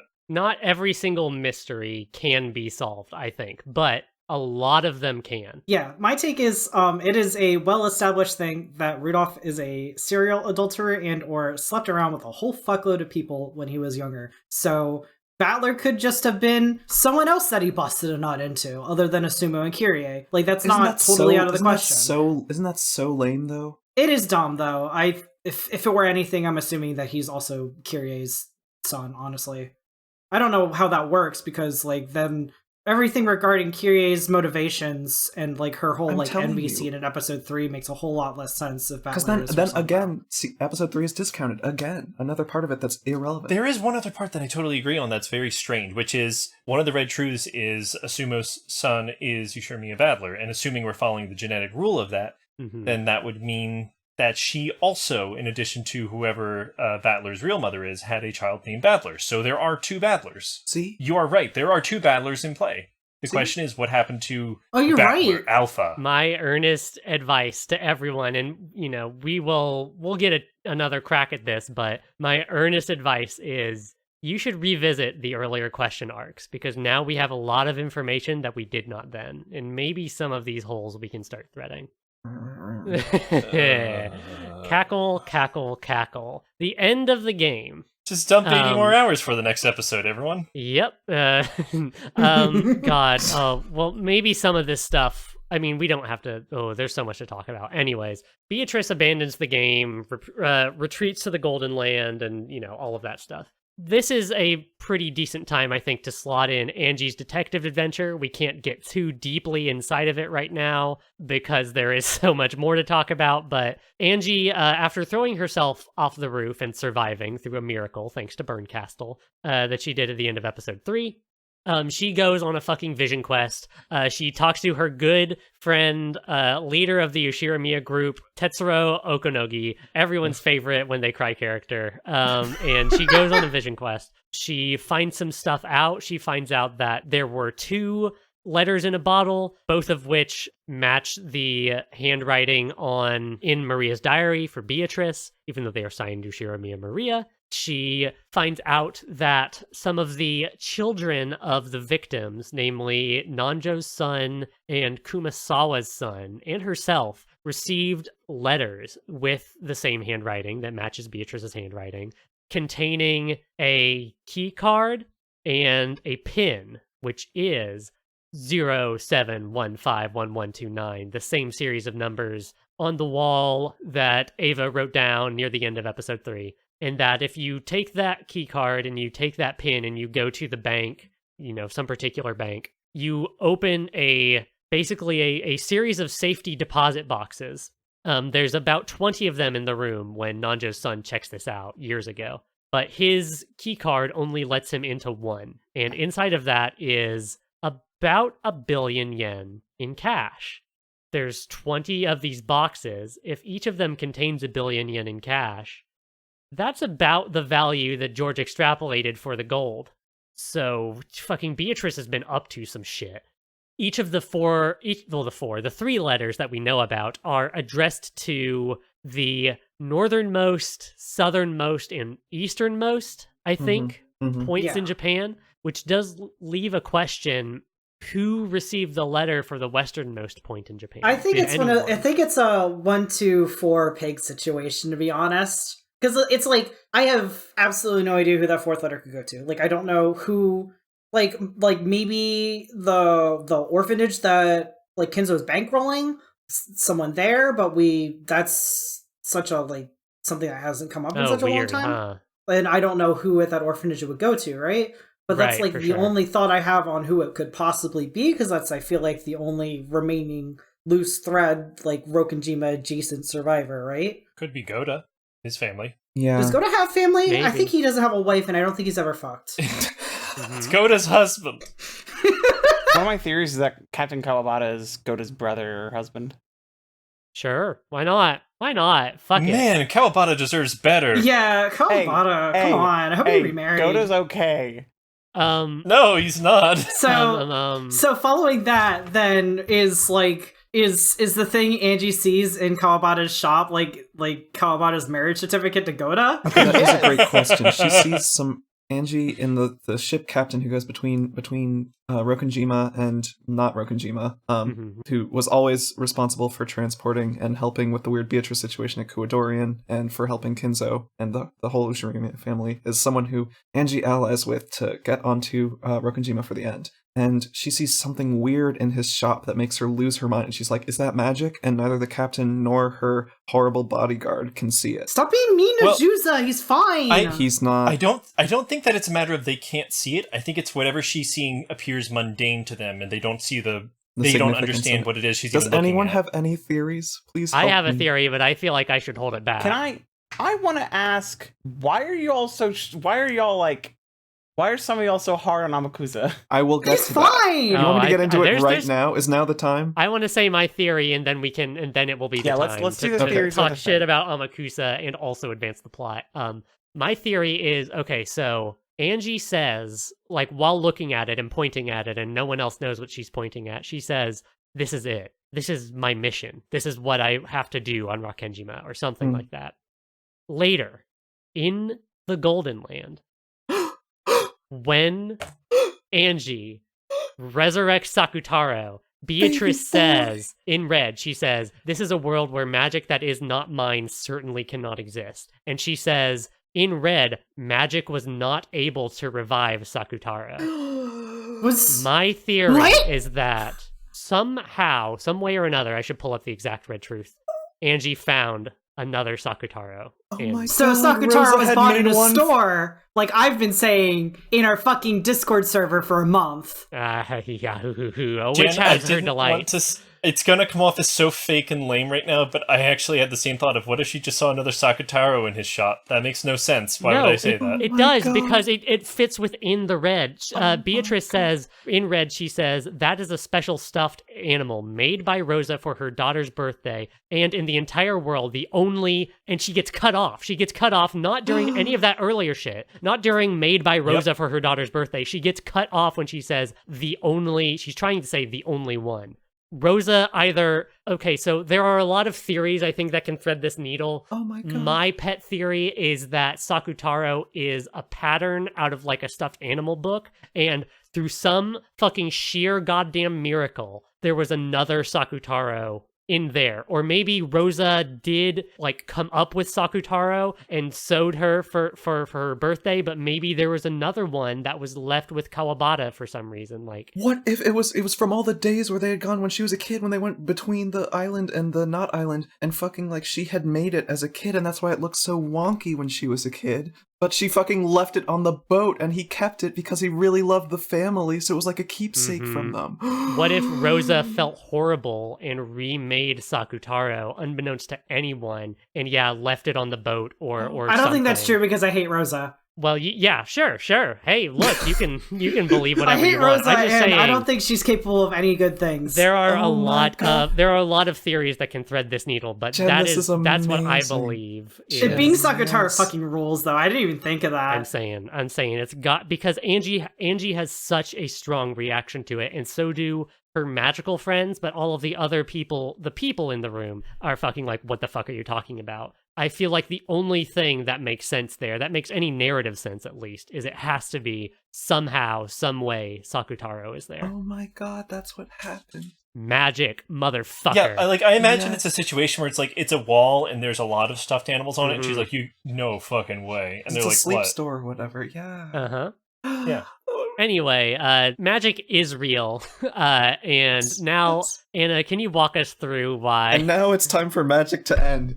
I'm sorry, I got one table punch, and Jen, I couldn't help myself. I was It has to happen upset. eventually. I understand. Fucking Angie goes to Rokonjima with the ship captain whose love of the family is earnest and undying, and Amakusa, her lovable, wacky, Zaki bodyguard. Love to love him. He's a chill, fun guy. He's got a Mhm. go-getter He's got some good attitude. perspectives on life, you know? Yeah, he sure does. Lots of great life advice. Fucking, she goes to Rokonjima, walks across it. It's overgrown. She can't get to the Kuadorian or the mansion. Like, from the entrance that they take, things have overgrown and the place is deteriorated, so she can't, like, get to any of the houses. But she wants to pay respect to Maria and, like, the whole family, sort of through extension, with Maria as her connection to them.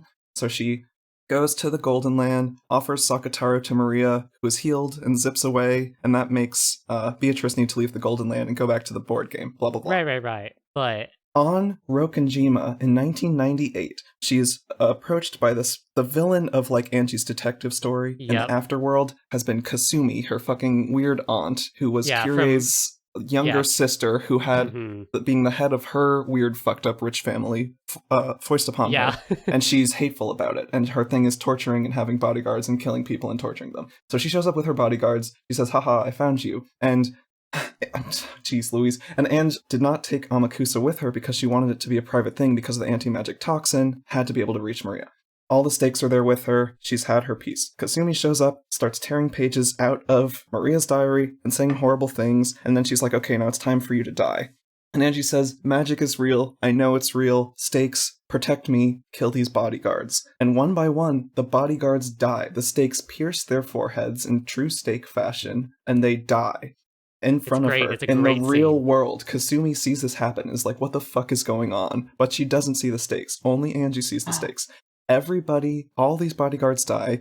Last but not least, Kasumi dies because she pulls out a gun. And Angie says, I forgive you, and I'm going to free you from your misery. I don't resent you. I'm not killing you because I hate you. I'm killing you because there's no saving you from the trauma of your past. It's like a sort of healing of what Maria went through. It's like a direct foil to that. And so she kills Kasumi with Mammon, I believe. You know, her dearest of stakes. And Yeah, her Kasumi gal does pal. die in the real world, and then Eva comes back as the Black Witch, and she forgives Eva too, and Eva's gonna shoot her, but then one of them jams the gun, and Eva's gun explodes, and then she's like laying there on the ground bleeding out, this weird ghost, evil Eva person. Can't catch your breath. So magic is real. Magic has allowed Angie to heal Maria's trauma, to forgive the people who hurt her in her life and end some more cycles of trauma, to reach Eva beyond the grave and forgive her and end her suffering too. And then at the very last second, the last thing we see or hear at all in the world of 1998, you're thinking, finally, Angie has some closure. I wonder what it looks like in Kuadorian. She says something like, finally, it's over. The See screen you goes again. black. We don't see you again next time or whatever. The screen goes full black. We don't see any sprites. And in English, someone says, cool. And there is a gunshot sound, and that is the end of 1998. Amakusa kills fucking Ange in cold blood. If you are willing to not believe magic, the explanation is that Amakusa, for whatever reason, killed all these bodyguards and Kasumi so that he could kill Angie and later fucking claim that it was these people who did it and he didn't show up in time, but he killed them as retribution or whatever. He inherits the fortune. He fucking pisses off. Well, After all of this time Why would he inherit the protecting her, fortune? Amakusa fucking kills Angie in the back in cold blood. That is why I hate Amakusa. This I cool think that's a character fairly who's the reasonable only theory. person who she trusts. At the start of this episode, the first thing you learn in the first scene is Angie's like, I need to learn to trust other people. I'm going to trust whatever his name is with the ponytail and Amakusa. I'm going to trust them. And Amakusa Okanogi. fucking kills her for it. Fuck that guy. fuck that guy. He is pointed out to have a big golf bag that he carries with him, and it, he says in so many words, is full of fucking guns. And his tip says he's good at counter sniping. Mm-hmm. So it's entirely reasonable that he sniped the people that were being killed by the stakes. And that would probably have a similar wound. Well, think about it. From this situation, who would benefit? It wouldn't be if everybody vying for the Ushiramiya fortune, or the person who has it, but is tying up certain technicalities for the business side. Wouldn't the business side be incentivized to make it look like everything just kind of went bad? Okanogi. Fuck those Fucking guys. Okanogi. Evil, what I'm saying. So in the tips section, there are these little pages where you can see all the characters, and it kind of relates to the sort of the three protagonists, the three timelines. Like there's the game board, the 18 people on the island, and then there's like the magic side, like what Maria and Beatrice, everyone on Beatrice's sort of magic zone, and then there's the stuff from Angie's future. Every new character, their character portrait is a Polaroid picture. Yeah, that's fun, But isn't it? Amakusa Juza, he has a full body model. Yeah, dog. What's that about? Amakusa That's not popular. in the PS3 Amakusa hot release. fuckboy. What was that about the PS3 release? The PS3 releases full bodies for every single character. Yeah, introduced. everybody gets full bodies in that one. Just another way it's I worse. think this is putting a greater importance on him compared to the other characters that got introduced, because he's got the full body sprite. From this, Angie learns the truth behind magic, that magic is love, sadness, and anger. And she goes on, she resurrects Sakutaro, we said this. She breaks the universe between Maria and Beatrice, because it takes two people to create a universe. And Angie makes Maria promise that if she can revive Sakutaro, that, that Maria will leave. And so Beatrice is thrust back to the game board. Lambda Delta locks a shackle around her foot and says, ha ha ha, oh, bestie, you can't get away anymore. And Beatrice, Angie, Berncastle finds Battler from, out in the fucking sea of fragments. Angie sacrifices herself by breaking the rule that Lambda Delta imposed on her to never tell Meta Battler that she was Angie, and she fucking falls apart and dies, turns into hamburger. And Battler's fighting spirit is restored because he knows he has to break the witch's curse so he can go back to his family and be there for Angie and save everyone. And Beatrice is in a real rough spot at this point. She's talking to herself. We finally get internal narration from Beatrice, and she's talking about I used to believe that I could win this game, but no longer can I fight this. No longer can I do this. Was I doomed to lose this entire time? All I'm going to be doing from here on out is fighting to lose. I can't win. And she says, well, there is a composure that is befitting me at this time. And she puts on the Back to mask. sicko She mode. says, ha ha ha, cackle cackle, and they go to their final fight. This is the end of the proper Alliance of the Golden Witch proper. What comes next is the tea party. And we get this long extended sequence of game board battler. The confrontation with Beatrice happened exactly on midnight on October 4th into October 5th. So we get this sequence where Battler walks around all of Rakenjima. He's got 24 hours. He investigates stuff. He kind of tries to pry open the grate that people had left the tunnels to Kuadorian from, but he can't. Even so, Beatrice confirms Cannon's death in red, so we know that he is dead.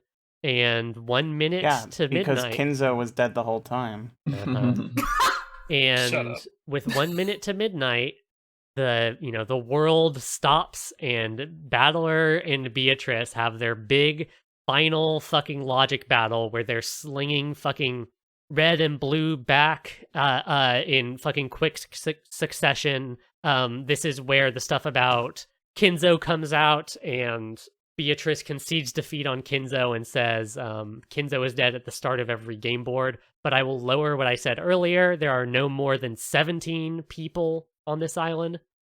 So Battler does not get his free person that he wanted. And they have this fucking, like, knockdown argument back and forth where for the first time, the blue truth is, like, rendered as something that is actually attacking Beatrice. We haven't explained the blue truth, have we, this entire time? No. Blue truth is a thing you can use to propose theories, essentially.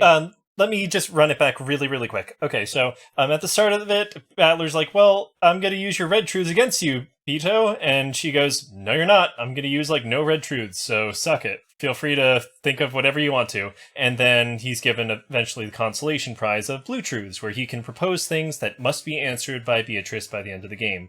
Angie pushes for that. She also hangs around for a minute to be like, hey, I'm going to be called Gretel, and I'm going to help you out. And she hangs around for about an hour and then just fucks off the remaining, like, day and a half of it. She can't handle when Rosa is showing what appears to be genuine affection to Maria, and because it contradicts what she knows of their relationship so aggressively. Yeah, mood. So she leaves and goes on her entire story that we've talked about this entire time, and just kind of shows back up to go, Battler, don't give up, and then dies. Yep. I mean, she was important. And she's to a us. piece. She accepts her place as a piece, as something that exists to be sacrificed and used to further a bigger game. I did not interpret her as actually leaving and doing the like future. I don't think she actually leaves. I think that was just happening in parallel, or it happened before she entered the game board. It's a narrative device. I think the actual timeline that we're supposed to accept is she dives off that roof. Bernkastel allows her to go onto her little detective thing. She dies on Rakenjima, and then Bernkastel plucks her back from the moment of death and says, okay, now you're going to go bust through that window and do all that stuff that she does at the end of episode 3. And then it's just, she's there for the game. That just continues on linearly from there. The coexistence of the narratives is just a narrative device to tell the story. Yeah, but Matt, I got the same impression you did, that, like, basically she's so pissed off that she fucks off and the adventure happens. That's how it read to me, too. Yeah, I think that's the emotional, I think that is totally the emotional truth of that kind of juxtaposition. One other quick thing that I want to say is, while we are talking about how great it is that Maria was able to find her own happiness and everything, that is contrasted with a scene early on in episode 1 where we see everyone hanging out outside, and then Rosa comes up and just starts mercilessly beating her child, and George just goes like, well, we should leave him to it. Yep. And everything, because it's a parallel between it's like George already has the mindset that we have looking back on Maria of, well, she can handle it, she's fine with it. But that's not how it should be, because this is not looking back in the past. This is not looking at it from that greater scale look of it and everything. This is looking at a child being hurt by a parent, and you need to step in and help them. It's so wildly important. Totally. I disagree with your take on that. Like, I agree with the sentences and the feelings, but I don't think George is going, oh, Maria can handle it. I think he's going, not my fucking business. I'm not getting involved. I read that scene more as, like, George also has a really fucked up relationship with his family, and, like, it's so normalized among the Shiramiyas to have, like the fucking Kinzo, like, literally, like, beats his kids and grandkids with swords and shit. It's just normal for them. Exactly. I think, George's perspective is that, and also because of that, it's like, what are we going to do? Like, we can step in and do that, but then what happens? Like, does Rosa just start, like, beating us? Does she hit Maria harder later because we stepped in? Like, you can say, like, I agree. I agree that something should be done, but that moment is present. It is so present, and its presence in its presentness in that narrative makes it. I think it's a very important. It would be thing nice if to- it was so cut dry, and in a sense, it is so cut and dry. But there are also all of these built up and fake contingencies that hold people back in that moment. I want to talk about Battler's Sin. Yeah, now why not? Why not right now? Let's hear it. Okay, so my guess on what it was is that when Battler was 12, he saw something he shouldn't have, and he either repressed it or just didn't realize that like something bad was happening. And because he didn't do anything about it, that started the snowball that led to the Rakajima massacre. That's what I'm guessing his sin was. I don't know what he could have seen. Oh, so you're saying that this is like another kind of that sort of repression thing where Similar to Angie having either forgotten or repressed. Ange, That she had, denied magic. Did Angie repress that, or did she just forget it because it didn't matter to her? Yeah. I think that's an important difference. Something small happened that did not even register as important to Battler, but was like life-changing to whoever Beatrice is, if she isn't just Beatrice. I sent Kebs the dumbest message in the world, and she was just like, okay, the fuck are you talking about? And I had to elaborate. So, in the movie Street Fighter, there's a scene where... Okay. Yes, please keep going. There's a scene where Chun-Li comes up to M. Bison's like, finally, I'm gonna get revenge on you for killing my parents. He's like, I'm sorry? And she's like, you murdered my parents in the village of blah, blah, blah. And he's like, look, I'm gonna be real with you. The day that Bison graced your village may have been the most important day of your life, but for me it was Tuesday. For me it was Tuesday, that fucking meme. It's also there's also the Batman meme. But it's more a matter of whatever Battler saw meant nothing to him, but it meant the world to the person who he saw, or who he did it to. It could have been the smallest action, it could have been the smallest inaction. The only thing we know about 6 years ago is that it's when his mom, in quotes I guess, died. Mm-hmm. I mean, I would say that Asuma's still his mom, even if, like, biologically she isn't, like... No, I know, but we're kind of speaking biologically because the episode is a bit focused on actual blood relatives. Yeah. Yeah, the whole fucking series is so caught up in the Ushiramiya family, yeah. All of magic-related tips in some of the earlier episodes about any of the Ushiramiyas was, this one's got the black blood of Kinzo, and I'm just like, what great. the fuck I love does all that that stuff so mean? much. What about the second saddest part of the whole book? Wait, what's the second saddest? Because I'm pretty... Jen, you take it. This one's yours. I'm taking us to the first saddest right now, okay? First saddest. First saddest. I know what the one. first saddest is. Okay. Well, it's this. Well, so in the tea party, Battler and Beatrice are having their fucking logic battle, and Beatrice says, "Okay, you got me. I can't fight anymore." She gives up on every game. She doesn't even fight back hardly at all. She says, Beatrice is essentially reduced to having to fight about showings of magic. Like when Beatrice restored Maria's lollipop or whatever in episode 2, like they're fighting over that kind of shit, not the closed room, not like the number of people on the island. And Beatrice is just so worn down. She says, this was a game without victory from the very beginning, so it was only natural that the day of my defeat would come. After all, I had a certain willpower on my side, an unwavering desire to win with certainty. However, I've now lost that miracle completely, and that certain willpower resides in Battler, leaving me certainly without even a 1 in a million chance at a miracle. Or perhaps I should say I've been left without a miracle or certainty. And so weirdly specific wording here. Burn. Yeah, fuck you, Lambda, Delta, fuck you, Burn Castle. I want to draw attention, like, the conclusions Beatrice is making here with the conclusions we made about Beatrice in the last episode of this podcast. Because we talked about last episode about how we think that Beatrice is not trying to win, right? Yeah, Lambda Delta accuses that of her, of like, you could have totally cornered Battler here, but you didn't. I think we saw her play her card this episode. Her goal is not to win. Her goal... Think of it this way. Beatrice teaches Maria to kill people over and over in your mind until they repent for their sin. What if the person doesn't know that they've sinned? What if that person can't apologize for it because they don't know what it is? What happens then? Your game never ends. That's what happens. Beatrice says when she's accusing Battler, she says forgetting that is your sin. And so now if Beatrice is left without any fucking hope at all, I am fighting only to be killed by Battler. Mm-hmm. And, Beatrice says, like, basically just kill me. And Battler says, I won't accept that. You're lying to me. You're not playing the game right now. Didn't I tell you I won't run away and I won't let you run away? Just who are you and what in the world is it what you want?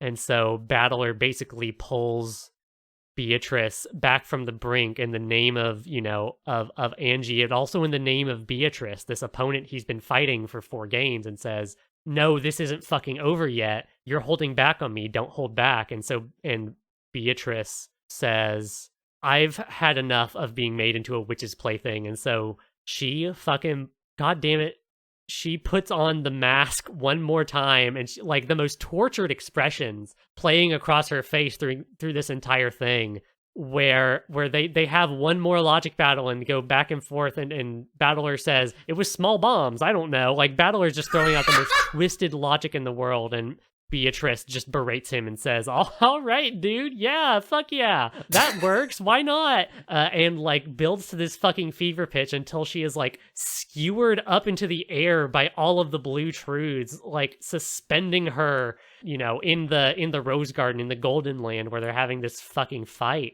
And she fucking breaks down. She totally breaks down, like, for real, as Battler solves or presents his solution to Nanjo's murder from episode 3, which is still kind of the trickiest wicket for this entire, for all of the games. And she's like, please kill me. God damn it. It hurts so much and I can't die.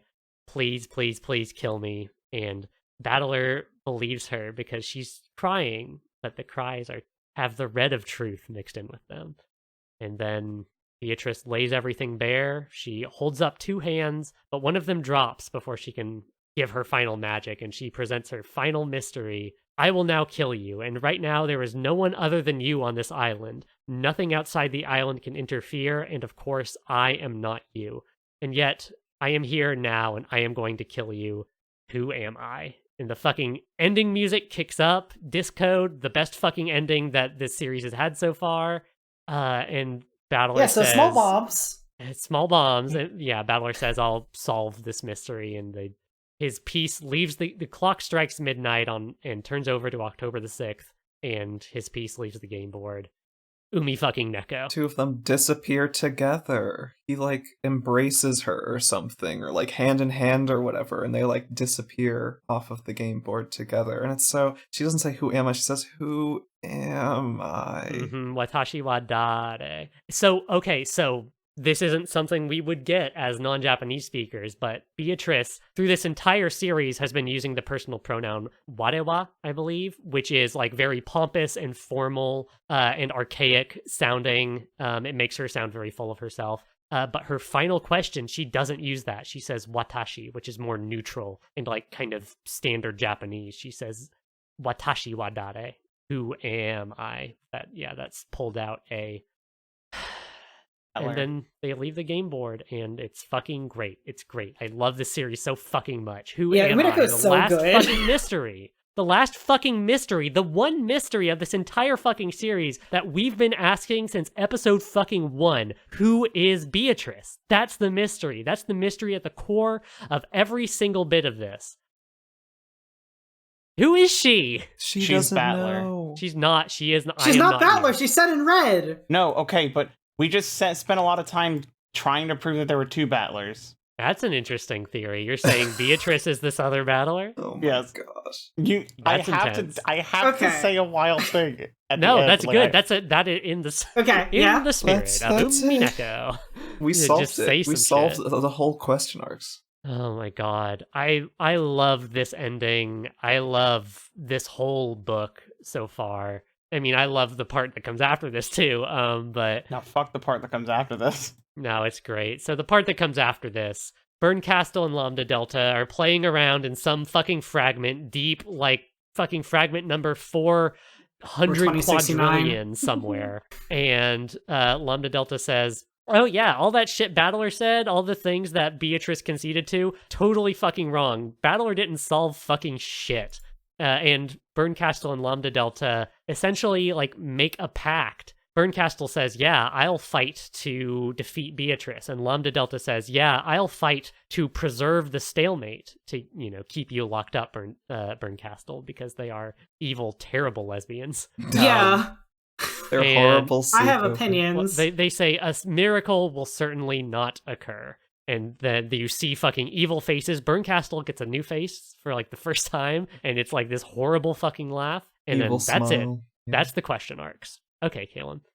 So the first 3 episodes thinking that like Bernkastel, like Lambda Delta was being kind of weird stalkerish to Bernkastel, but at this point, fuck it. These two deserve each other. Oh yeah. This is fair just enough. their weird courtship, I guess. When you're infinite gods of certainty and miracles, it's fun to fuck each other around, so to speak. Boredom is the worst thing that can happen to a witch, and so That's anything true. to stave that's off boredom. That's from episode fucking 1. Uh-huh. So Lambda Delta will keep this game going for as long as possible. She will not allow Beatrice to win. She'll just keep the game going, keep getting these ties so that, neither of them, neither Bernkastel nor Lambda Delta, are bored. Right, you should bring up the thing that you said over break. Mm-hmm. Because it's really cool. I think we should talk about it. Mm-hmm. So, if anyone's heard of the video game Undertale, No, What? I've never heard about it.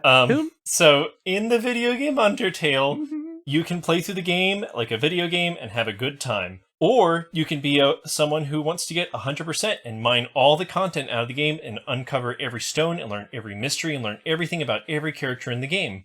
The game doesn't reward you for wanting to be that kind of player. In fact, it calls you out as someone who wants to disrupt a world that has its natural mysteries, that has loose ends that lead to more fullness to it. And that is represented by the character known as Kara, which is not really a character, it's you, the player, and it's a reflection of you as the player. That's all that character really is. The completionist mindset, the gamer need to, what does it mean to be something that is picked apart fully and completely and dissected down to an atom and laid across a fucking science table? And that's Burn. Yep. Down to her very core, that is Burn. She wants to find out everything, solve every mystery, just violate the privacy and the secrets of every person she can so she knows everything. She knows every possibility of every fragment. That's her whole thing, is she goes through every single dead end until she finds the way out. Yeah, exactly. So this goes back to where Undertale is playing on notions of like kind of video game players or especially RPG players. Umineko is playing on mystery novel readers and the questions, what does it mean really to solve a mystery? I feel vindicated. Who decides what a mystery is? It's not the culprit. The culprit never sets up the mystery. It's always the detective who decides there's a mystery here that needs solving. And who are you solving it for? And what are your goals? And what is that? What is it to be a mystery novel? Or not just a mystery novel, like not just so explicitly only about the genre, but yeah, even broader, like what is it to violate that privacy? To when someone says, when Maria says, I am happy in this moment, who are you to deny my happiness? What is it to deny that happiness? To deny Maria her own agency in her own story and say, no, I have uncovered your true emotional state at this moment. There is one objective truth, and I am going to find it. Mm-hmm. And Lambda Delta is, she's the person. I mean, Lambda Delta is literally chained Beatrice to the game board at this point and says, no running away. Face your fate, which Beatrice herself says is to lose eventually, that this is not a game that she can win. Second saddest part of the whole thing. Boy, you can't wait to read episode 5 and see what Motherfucker. happens to that one. Well, it would be great to go to episode 5 after this, wouldn't it? Yep. But before we get there, we have been neglecting a couple of odds and ends, a couple of tips that have accumulated on the edges of our reading experiences. Ryukishi released a series of pamphlets at certain events that include canonical stories that kind of expand the world of Umineko a little bit, give us a couple of details that might be interesting, and most importantly, lend us a couple more clues to solving Beatrice's final mystery.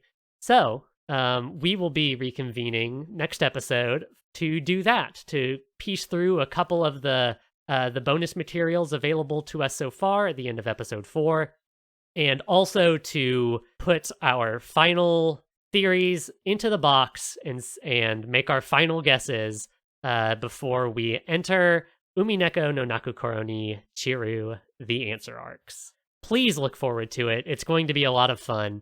And after that, I don't know, more Umineko. Ooh, Kebs. Yes. Real quick. Tell the rest of this group the alternate names for the question arcs and the answer arcs. Oh, right. Oh, I don't remember. So in the English-speaking fandom, they're known as the core arcs, as opposed to the answer arcs, because maybe they don't give you answers, but they are about the core of the mystery. But I found out while I was researching this that the core arcs is not actually an official term that is used by 7th expansion. They had something else they called it. Suffering arcs? The cooler Daniel. So Higurashi answer arcs are called Higurashi Kai. Kai meaning solution, translating to solution. Umineko Chiru is the name of these answer arcs, where Chiru means scattering. Oh. That's it. They're officially these are referred to as the unraveling arcs by 7th expansion. Oh, not I don't the like answer that. arcs. I don't like those implications. Well- Look forward to it. I'm not. Boy, I can't wait.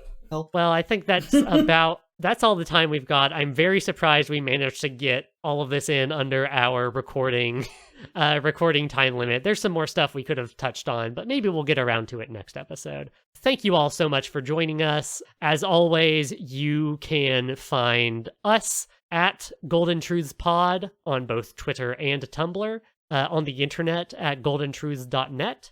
And you can send us emails if you are listening to this, if you're listening to this. But if there's something you want to say, some theory you want to float, or just something you want me, because I'm the person managing this inbox, if there's something you want to tell to me and I can disseminate to the group, you can do that at goldentruthspod@gmail.com. Please send us emails. Please send us I emails. would love to see an email. Fan mail. I am planning to, by the time the answer arcs roll around, we should be synced up in terms of our release schedule, so you can send us emails and they will actually come to us and we will talk about them instead of them going into the void of the past, which is what they've been going into so far. Where can everybody find you, Caelum? You can find me on Twitter. I'm HiveHum. Otherwise, you can't find me. Mystery, no, unknowable. Where can people find you, Who am Izzy? I? Who am I? Where can people find you, Izzy? I'm Izzy Time Stream. One big long word on Tumblr and Twitch. I stream usually on Tuesdays. I'm on hiatus right now while I move, but that should be over soon. Yes, and probably by the time this episode is going up, you should be out of hiatus. Oh, It'll yeah, probably that's be a good month or point. two. I will be out of hiatus. Edit that out. Don't let everyone know I moved. That's hidden information now. Where can people find you, Matthew? You can find me on Twitter at I'm Your Paper Pal. You can find me on Tumblr at Your Paper Pal, because guess what? Someone else stole the Paper Pal name, and I think I say this every single episode because I'm still bitter about it. What a great bit. You You're can so find valid. You can find me at KEBBBBS on Twitter, or at Daihenshin, DAIHENSHIN on Tumblr, if you still have a Tumblr in this day and age. Thank you so much for joining us one more time here at Golden Truths. Please join us next time. And finally, for real this time, rest peacefully, my beloved witch, Beatrice.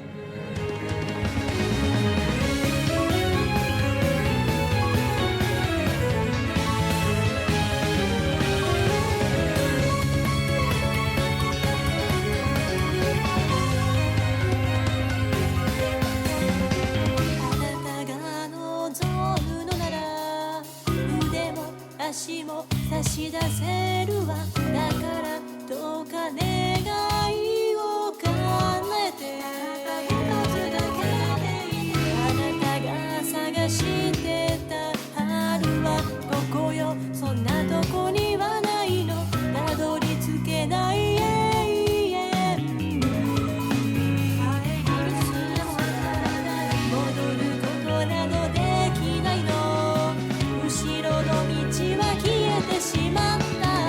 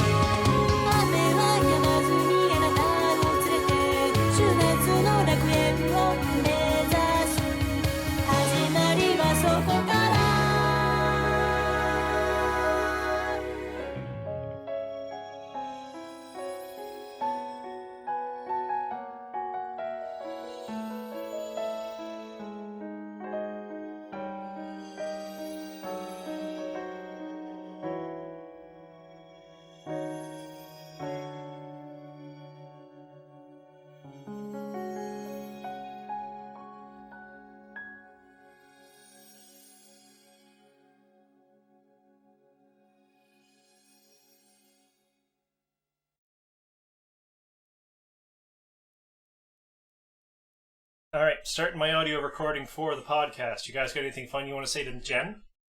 Yeah. Hi! What's up? Your computer fell. Yeah. What a loser. Oh, jeez. All right. Well, my sound levels. Starting my recording now. My sound levels look Mine's good. been should, running for a few minutes. Yeah, fuck Bye, yeah, guys. Love baby. you. Fuck. Umineko Wednesday. Fuck. KFC, yes. Yeah, baby. baby. Hey. Wednesday. Oh god. I'm so glad to finally be talking to you all. Like, I've been talking about Umineko to people who don't know what Umineko is because I have to talk about it. Yep, Yeah, absolutely. I was telling my friend. I tell my friend about Umineko because I know they're never gonna get into it, and I think it's funny to just link them shit out of context. Bless you. Everyone get hype. Like that. Yeah, I like that. Everyone please open to time.is. I already had it up. If everyone's got it up. We will, I've I guess we'll clicked do our another. 3 claps because everybody loves the 3 clap. Yeah, we have to do 3. We have to do 3. But not super loud, is what you're saying. Well, these can be loud because these are just going to get cut out. These are just for editing purposes. Oh, to so the sync all our claps audio. we like to do is goofs to annoy you. Yeah, those should be quiet.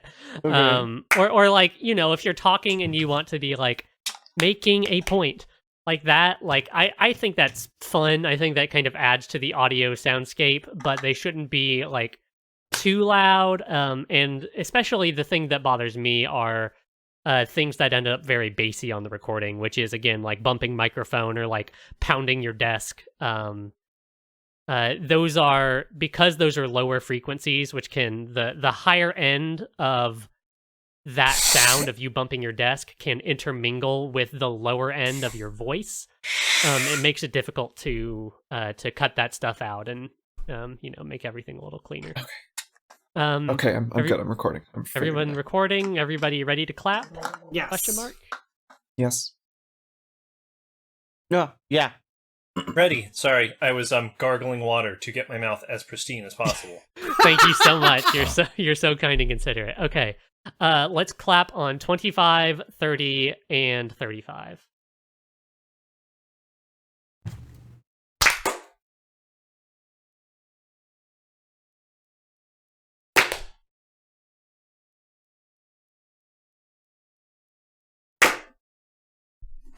Felt pretty good about those. Yeah. I Pretty did on beat. too. Oh, all right. See, you know this is gonna be a good one because we're taking the claps seriously. Oh yeah. The more they sync up, that's the more we are all in sync on this Wow. recording. Okay. Any other questions or comments or concerns? Yes, I just want to confirm that I changed my last name for the recording. I just want to confirm pronunciation came across. Oh yeah. Valant was what I was Yeah, going you got to go it. with. You got it. You got it. You got it. Okay. And Caelum, you're O'Leary Codair. Is that Yes. that's still good, right? Yes. No, I haven't changed it in the past month. Okay. It's just making I see a name and I'm like, okay, I did pronounce that last time, but like I should just triple check on that. Okay. I'm Matt Winter. Winter. Oh, okay. Matt, I was Like drinking that water that made me Shakespeare. spit laughing. Like that Shakespeare play. I get it. My shirt's wet now. Oh God. Wet T-shirt Well- podcast. Let's go. All right. Yeah. Shirtless podcast. Everybody whip Okay, them hold off. on. What? Okay.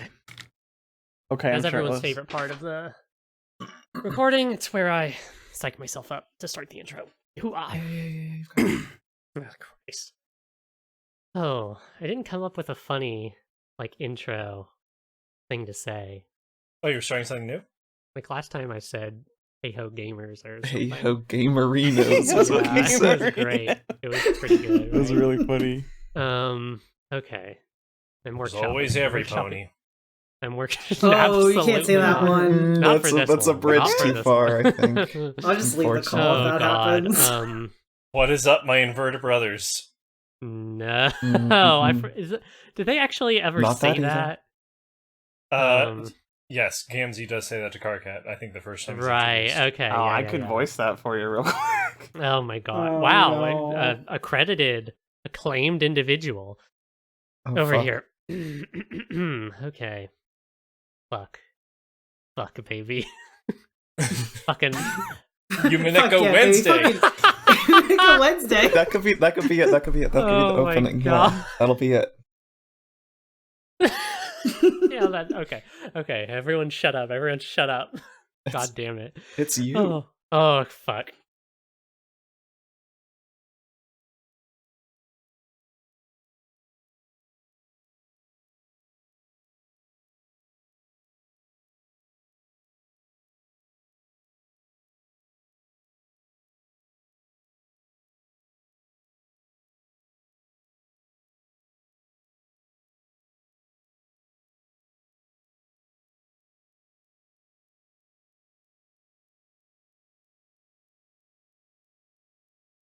I want to take this moment, ladies and gentlemen, before God and before you, in case I don't get to bring it up on the podcast, that Virgilia and Gap are lesbians, and they have a lot of cute and funny moments during this, and amidst all of the depressing, confusing, existential time crisis shit going on, it warmed my heart for them to be fucking disaster gays.